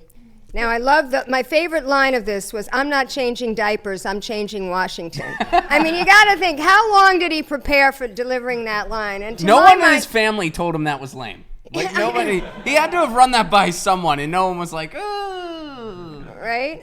Well, Swalwell tried to call out Bernie Sanders today, I think Swalwell made some points for himself, and you're going to see his name rise up a little bit. He was one of the... He failed at calling him out. I don't know about that particular point. When he did call him out, I thought he made some impact. When he talked about buying back the guns, he kind of caught... No, because Bernie the Brady. in a position. Let's talk about the Brady bill. They brought up the Brady bill again. That bill is something that's always brought up in relation to Bernie Sanders, because when he was in Vermont, he was trying not to punish the people who sold the guns, the manufacturers, the people, the shop owners, and that was the way that's the way he did it. A lot of people in America, in Vermont in particular, aren't comfortable with hearing the fact that you're going to ban every single gun and that you're going to punish every single person that has a shop or that owns a gun.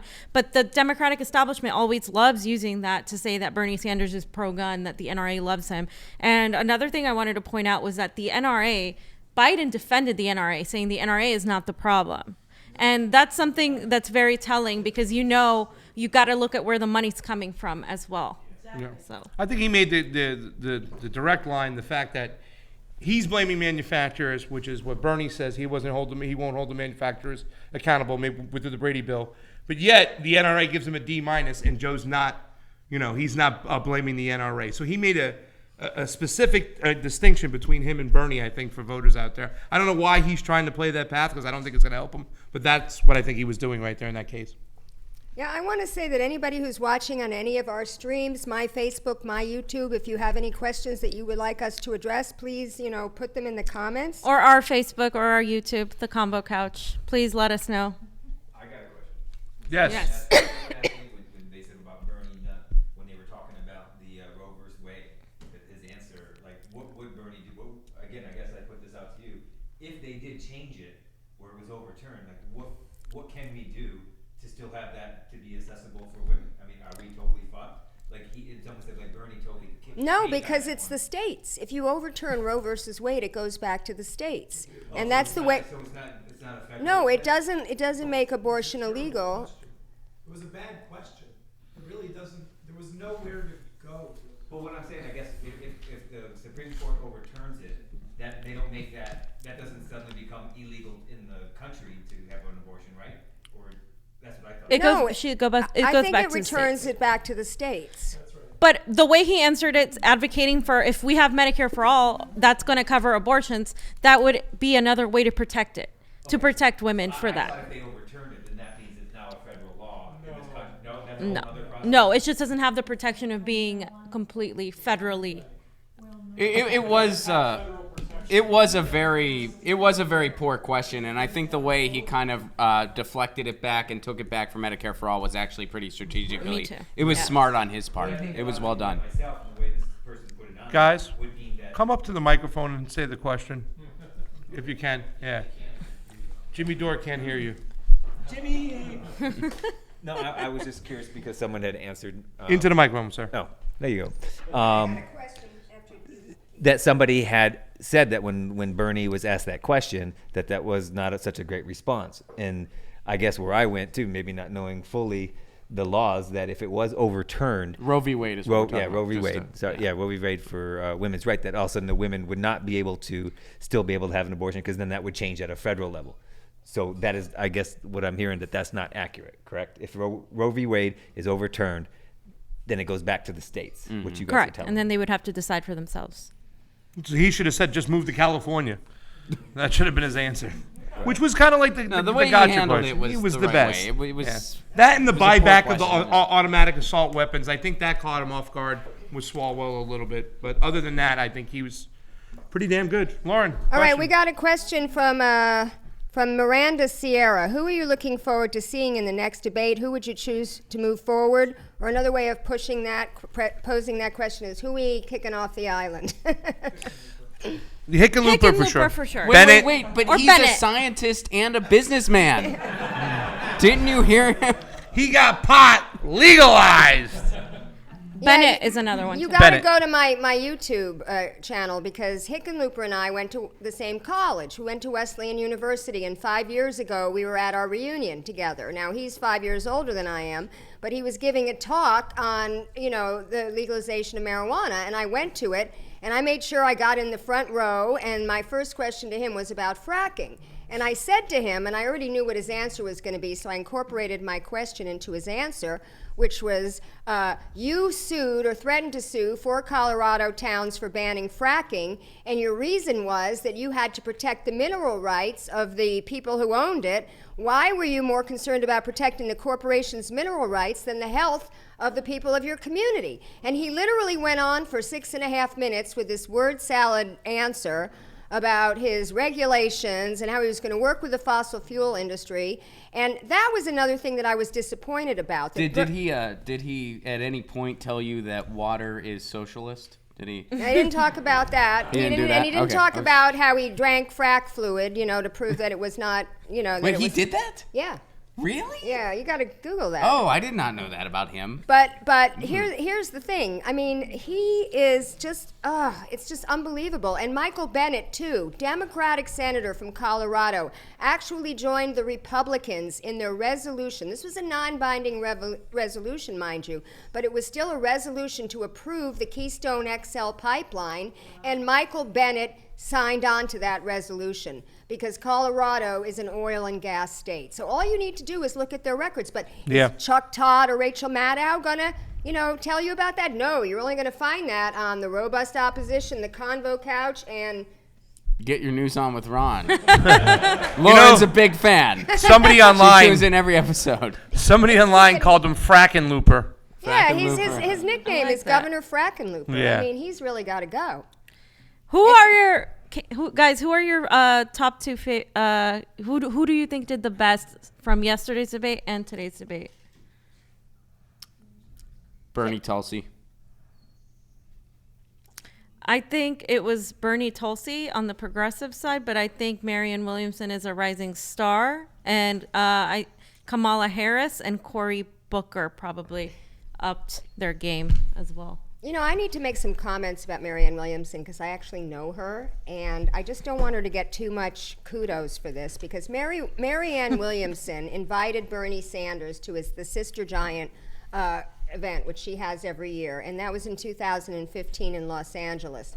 And that's when a lot of people decided to come on the Bernie Sanders bandwagon. And I give Marianne a lot of credit because she is they always want to minimize her by calling her a motivational guru or whatever they call her, but she's all about that sort of self-help and improvement, and she makes money selling that. You pay pay for her books, you pay for her courses and seminars.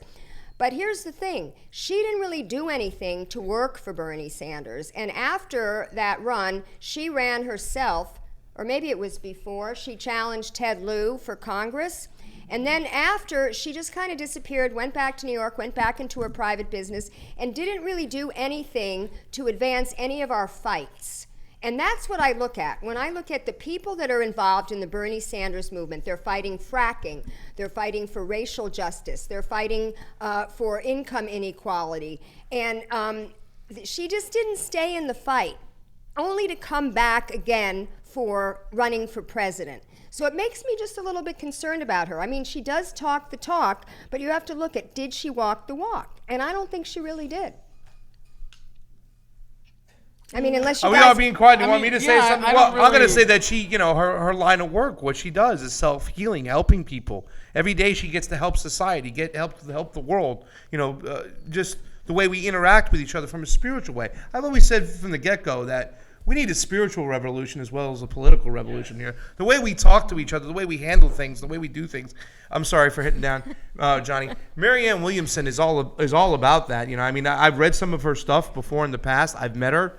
And even though she didn't go out and, march in the streets as an activist like some of us, her life work is about helping people and helping people understand their spirituality and how they love each other. Did somebody say something? Well, I think she's got her lane, Yeah.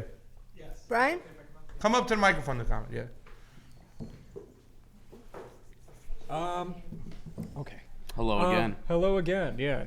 So this isn't about any one particular candidate in general, but it's just something for all of us to keep in mind is that the DNC changed their rules because I was a former Bernie delegate, actually in Lawrence District. We were both fellow delegates together, so I was right in the middle of it in 2016, and they changed the rules of how they nominate the nominee from 2016. The rules are different now from the way it was done 3 years ago.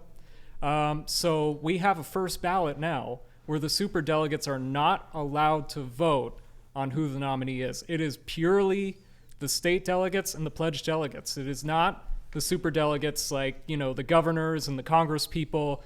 All of the people who were pro-establishment last time, they will not get a vote on the first round, only on the second round. And we would get to a second round if any candidate does not make 51% of the pledged delegate vote or past that. Yeah. So it's very important because we have so many of these candidates, and I'm not the only one saying this. I've heard other people say the same thing, that this seems like having this many candidates, 20 plus candidates for one side.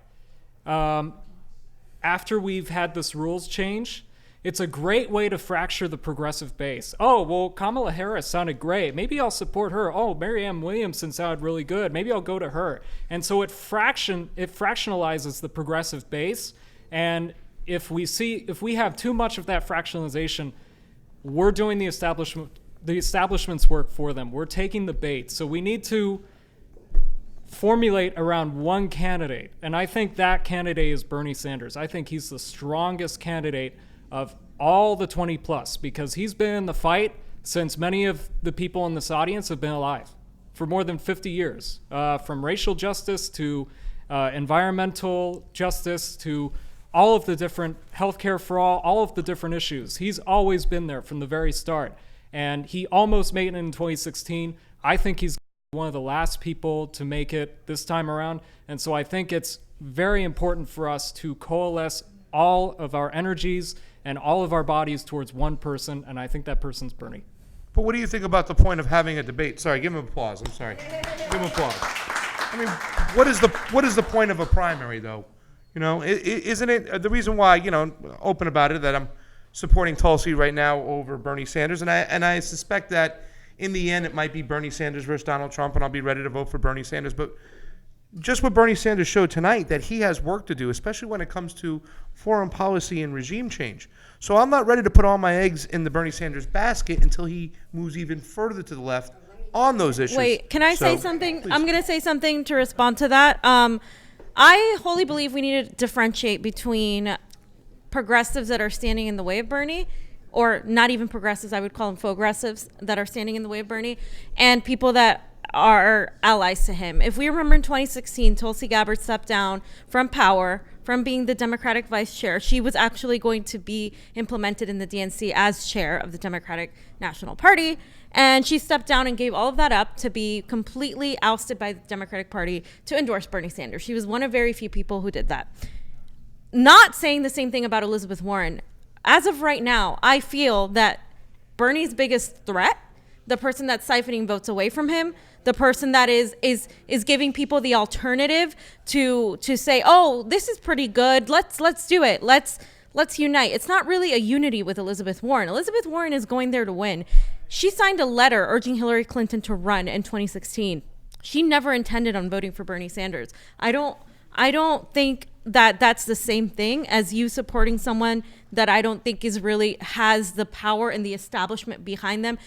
Tulsi Gabbard doesn't have Third Way behind her. She doesn't have Neera Tanden behind her. She doesn't have the entire mainstream media behind her. We have to look and see at who's actually standing in the way of Bernie and siphoning votes. And if you're a Bernie supporter, I'm not saying you go and trash Elizabeth Warren. You always keep it about policy. But it is our job now to completely look at who's got the better policy, who's got the better student loan plan. That is Bernie Sanders. That's not Elizabeth Warren. And so, now it's the moment where I agree with you. I think we do need to find some sort of unison. And I think that is why they put out so many establishment Democrats, because they want it to get to the second vote so they can go and say, oh, Bernie didn't get enough. And so then they can prop up their candidate. And I believe Elizabeth Warren is helping to get that candidate, whether it's Harris or Biden, because that's what it's looking like to me after this debate. Well, and I'll say this too. Warren, come and screen, by the way. I'm so sorry, guys. Yeah, thank you. It's not I do not believe for 1 second that it's a coincidence that Warren and Bernie were not on the same night. They were on 2 different nights because they want you to think that Elizabeth Warren is some big progressive with all these plans. Even Chuck Todd was saying it when he was asking the questions. You got a plan for this. You got a plan for this. Yeah, that she kind of siphoned off of Bernie. So they want people to think that Elizabeth Warren is, pretty much just Bernie. And Bernie's, we're all going to have to really work so that people realize that's not true. Well, I want to talk about that after I make this rebuttal point to Pasta, which is Bernie has work to do on foreign policy.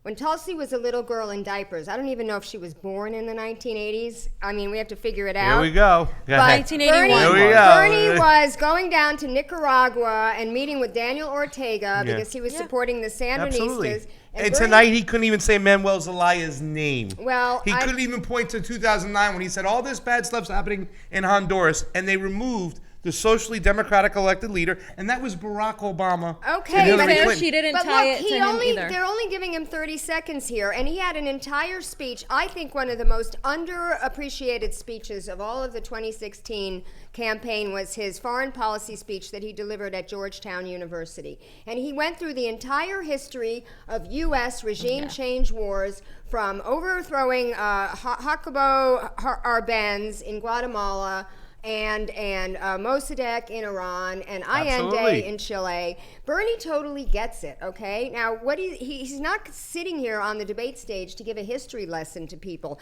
and that point was already made by somebody else about Honduras. So I feel like my issue with Bernie is two things that are going to trip him up. And I feel he really needs some help with messaging on this. And one of them is socialism, because he got behind that word when he's really not a socialist. He's he's not even a democratic socialist. He's a social democrat, or better yet, an FDR-style Democrat. And that's what he should start calling himself, because everybody remembers what FDR did. And FDR, in fact, saved capitalism, okay? And everybody knows that. Wait a minute, let me make another point. And the other thing is political revolution, okay? Revolution is a scary word for most of Americans. He's not talking about a revolution like a violent revolution in the street. When he says political revolution, we know that because we've been listening to him for 4 years. He means average citizens getting involved. And Elizabeth Warren alluded to it last night when she was asked, how are you going to overcome Mitch McConnell, who's going to block everything that you say? And Elizabeth Warren said, we're going to get the people behind us. And that is what Bernie Sanders has said. When I heard him in 2015 at Mimi Kennedy's house at a fundraiser in Van Nuys, they asked the same question, only then it was John Boehner. How are you going to get John Boehner to go for single-payer health care, Bernie? And he said, because I'm going to point outside the window and show, look at those million people out there on the National Mall, who want it. So who is going to be the best one to mobilize the people? And in that thing, I do agree with you. I think Bernie has a much better ability because he's running a movement campaign, or he should be running a movement campaign. We've got some things we got to talk about in Los Angeles here. But, Elizabeth Warren doesn't know how to run that campaign. I went to her thing in Glendale. It was her kickoff, her California organizing meeting, and she wasn't even taking names. She wasn't even saying, everybody sign up, here's how you can get involved, here's how you can start a group. It was just an opportunity for her to give a speech and have her cute little grandson Atticus pick numbers out of a hat, which, is starting to get a little old with me. But anyway, go on. Well, and, just if I can piggyback on that for 1 second, Bernie's kind of the reason that we're all here. What Bernie really did at the end of the day, which is huge and cannot be understated, I was for single-payer healthcare before I even knew who Bernie Sanders was. I supported Kucinich in 2008. What Bernie Sanders did, he did not give me my political views, but he kind of pulled a little bit of wool off my eyes to make me realize I wasn't as alone as I thought I was. And that's what he did for all of us. Mm-hmm. I just want to point out that I feel like what you're saying is he needs to be scared of the word socialism, and I don't agree with that. I think he's actually done a good job of taking away the fear of that word. This is why he's getting Hickenlooper is getting booed on stage when he says the words I don't want socialism, I don't want this, because this generation, the millennial generation and the Generation Z, we don't care about the word socialism. We're not afraid of it. We're embracing it because capitalism hasn't worked for us. It continues sinking us further, and we're not going to sit back and be afraid of a word. I want to unveil the word socialism, and I think Bernie is unveiling that, and I don't think he needs to focus on it as much, but I do agree with you that he is an FDR Democrat in general, because if you put him in the grand scheme of the world, he's actually really not even a socialist. Yeah. But I think he's done a great job of introducing that word, of taking off the red baiting that has existed since the 1950s, since McCarthyism, and now with Russiagate, the neo-McCarthy smears that have been ongoing. And I really love that he's done that. And I don't want him to go and placate to centrists. That is not the way to win. He's going to win by having hardcore leftist policies that apply to the working class and building a people's movement. The revolution, the word, that excites us. That's why we're all here. Our revolution. That is what brings momentum. It's not about holding back, but about being honest and pushing it forward. You said you wanted to say something? Yeah, I think people keep saying, how do we beat Trump? The only way to beat Trump is to expand the electorate, because he doesn't have an actual majority, and the demographic of non-voters is the biggest demographic. We need to be thinking about who can expand the electorate. Yeah. Can I say something? I want to. Yeah. Well, we still have a little bit of time before we have to go to the thing, right? We still have 6-7 minutes. Who can expand the electorate, right? We talk about this all the time, and one of the reasons why I do like Tulsi is because Tulsi gets and she pulls votes that Bernie Sanders will never get. She gets libertarians that come on over that are upset with Trump. Bernie gets libertarians. Some, but not as many as that Tulsi gets. I mean, I've gone to many Bernie rallies. I see him get some libertarians, but Tulsi gets a slew of them. She even gets a lot of slew of Republican voters that are coming over that are disgruntled for Donald Trump. So does Bernie. And here's my Wait, question. Pasta, doesn't it concern you that 40% of the people watching on Drudge support Tulsi? I feel like that's a cheap thing to say. No, it's a cheap shot. I'm not going to go there and measure the integrity of every single voter that votes for somebody. Okay, there's some people that will vote for Bernie that I'm not going to like. Yeah. You know, I'm not going to sit there. I mean, really, we're talking about another level if you're going to start looking in and judging everybody who votes for them. If She's she not gets going to the get votes, the nomination. she won't. But what she will do is she'll get a bunch of votes. Now, who do we know for sure if they drop out? If Elizabeth Warren drops out, are you all out there ready to tell me that she's going to give those votes to Bernie? If Tulsi drops out, who are those votes going to? You know that. And that is what we're also talking. This is political strategy here, too, as well, that we have to pay attention to. And one last thing. I love Bernie. Bernie's bae. I don't want to argue that. I want you to know that. But Bernie hasn't even mentioned or talked about his number one issue. And that's election integrity. 2016, people are still looking for accountability. He still hasn't addressed the cheating within the Democratic Party in 2016, and Yes, yet he did. He addressed it with Cassie Hunt, and he was castigated. I did not see this. I did not see that yeah, report. he said it recently. He did. This was very recent. Yeah. So I have to watch the Cassie Hunt report. But up until then, people were screaming, "When are you going to address it?" So I just wanted to do one quick thing. We were talking about the electorate. I think what the Democratic Party is gone wrong, and where, again, I think here with all the pundits and all the mainstream media, is that they're still talking about this small little sliver of 2 to 3, 4% who sway elections. You know, where I think Bernie has got like a lot of the momentum is the 100 million people who did not vote, who feel disenfranchised. Like, instead of going for this small percentage, we have to go for the big old pie of, again, the things that he's talking about are for that 100 million. 100 million people did not vote. So I think if we can still unplug as best as we can from this mainstream media narrative and the establishment's democratic machine that keeps going back and forth with this small little group of like, well, okay, this is it. No, we have to put that aside and go really after the big fish, the big pond is the 100 million people. And that there definitely can get Bernie elected more than I think any other candidate, because no other candidate is talking to that 100 million more than Bernie Sanders. And we're going to talk about how to do that. I think we have to leave that up on. Give him a round of applause. Everybody, Yeah. Lauren Steiner for holding it down. Ron Placone, get your news on with Ron. Fiorella Isabel, do you have a question? Go ahead. I thought you wanted to get on 8:30. My bad. Okay. Yeah, no, it's You have more to do that again. question for each of you, because maybe to talk me down a little bit. I just get the feeling Bernie's in trouble. And I was speaking to Lauren about this before. It's more anecdotal.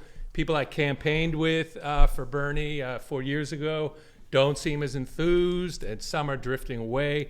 And you know what I was waiting for him to do, because he's standing on that stage, if he said, how many of you were for universal health care 4 years ago? How many of you were for universal pre-K? How many of you were for canceling college debt? Is he not saying that because that would be maybe repelling those people from coming to his issue? Or is he not saying it out of politeness? Because I think if he said it, I think it would be very effective. I'm just wondering if all of you think the same. I feel like you've said it in all of his speeches that he's done in every rally. He's pretty much talked about, back then, 4 years ago, our ideas were too radical. He's constantly talked about it. And I feel like in this time frame of the debates, he didn't really have as much of a chance to actually lay out every single thing that he gets to talk about in his speeches. That's just my opinion. I don't think it's and like this is my optimistic side speaking, but I don't think it's necessarily a lack of enthusiasm. I think that everybody, and I include myself in this, we're just a little more cautious this time around because we remember what happened in 2016. And we know that the reform was only so much of a, quote, reform. And we know that the establishment is going to do everything they can to make sure Bernie doesn't get that nomination. So we're really proceeding with caution this time. And if we don't have the biggest unified front that includes people who don't normally vote and everyone else, there's not a chance. So I think that people are really proceeding with caution. Yeah. And, but I don't think that's a lack of enthusiasm. At least I hope not. Can I say this much too? It ain't a race. It's a marathon. It's a long way to go. I think the enthusiasm will pick up as we get deeper into this race, Oh, as yeah. we get deeper into these debates. The people will come out. Right now, everybody's just consumed with work and trying to pay the bills and try to do what they got to do. I mean, it's those political junkies like us who get to come out right now and get to do this right now. And I want to thank you guys for allowing us to do this right now. Are we done with this now? Can we clap again? Or all right. Thank you, Lauren Steiner, for hosting us. Fiorella Isabel, my co-host. Ron Placone of Get Your News On with Ron. And I am Pasta Jardula for Johnny Tsunami. We're going to get on out, and then Bye, we're going to guys. come back in. Lauren Steiner has a little stuff for you, Bernie treats, About Bernie the Burn fans. The Burn app. We'll see you soon. Like, share, and subscribe. Combo out. All right, so you closing it off? Because I wanted this to stay on my stream. Yeah, you can Oh, yeah, we close it off. on Okay, our so stream. guys, pertinent to what we were saying, the only way Bernie's going to win, because you could see the mainstream media has been really smearing him. And because of all these candidates, he's not really getting a chance to shine. So what it's going to take is one-on-one conversations. So what we want to talk about right now, and why everybody is holding these debate watch parties across the country, is what we need to do. And this is the campaign's plan. Now, this is not, you can do a lot more than the campaign's plan, but it's just my obligation to tell you right now what the campaign wants you to do if you want to get Bernie Sanders elected. And like it was said here, we need to expand the electorate, because last time they went after likely Democratic voters, and we know that those likely Democratic voters were going to go for Hillary. And right now, we have to go after the unlikely Democratic voters, the non-voters, the low-propensity voters. We got to make sure the students who love Bernie and go to his rallies actually go to the polls. So they are using something called the Burn app, and it's not exactly an app. It's a website. And what they want every single person to do, and every single person in this room, is to create your own account. And Johnny's going to put it up here on the screen, what it looks like. Johnny can't. I got to put up on the... Oh, you're going to... Gotcha. I'm going to go to Lauren Steiner's Facebook. Right? Is it on Lauren Steiner's No. It's... What? Type in here, come over here and do this.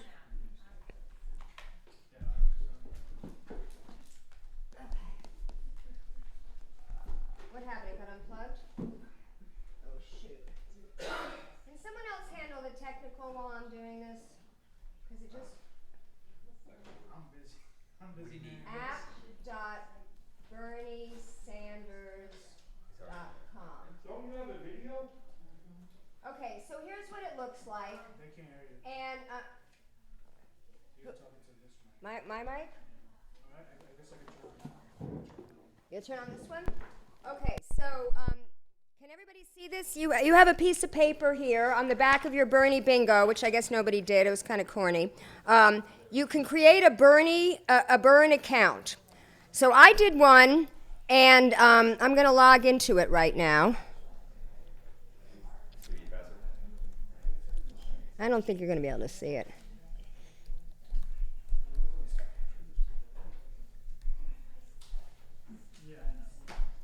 You know we have a video we made for this. Lauren. All right, well, let's show it at another time, because I just want to go through this. Okay, so, oh, hello.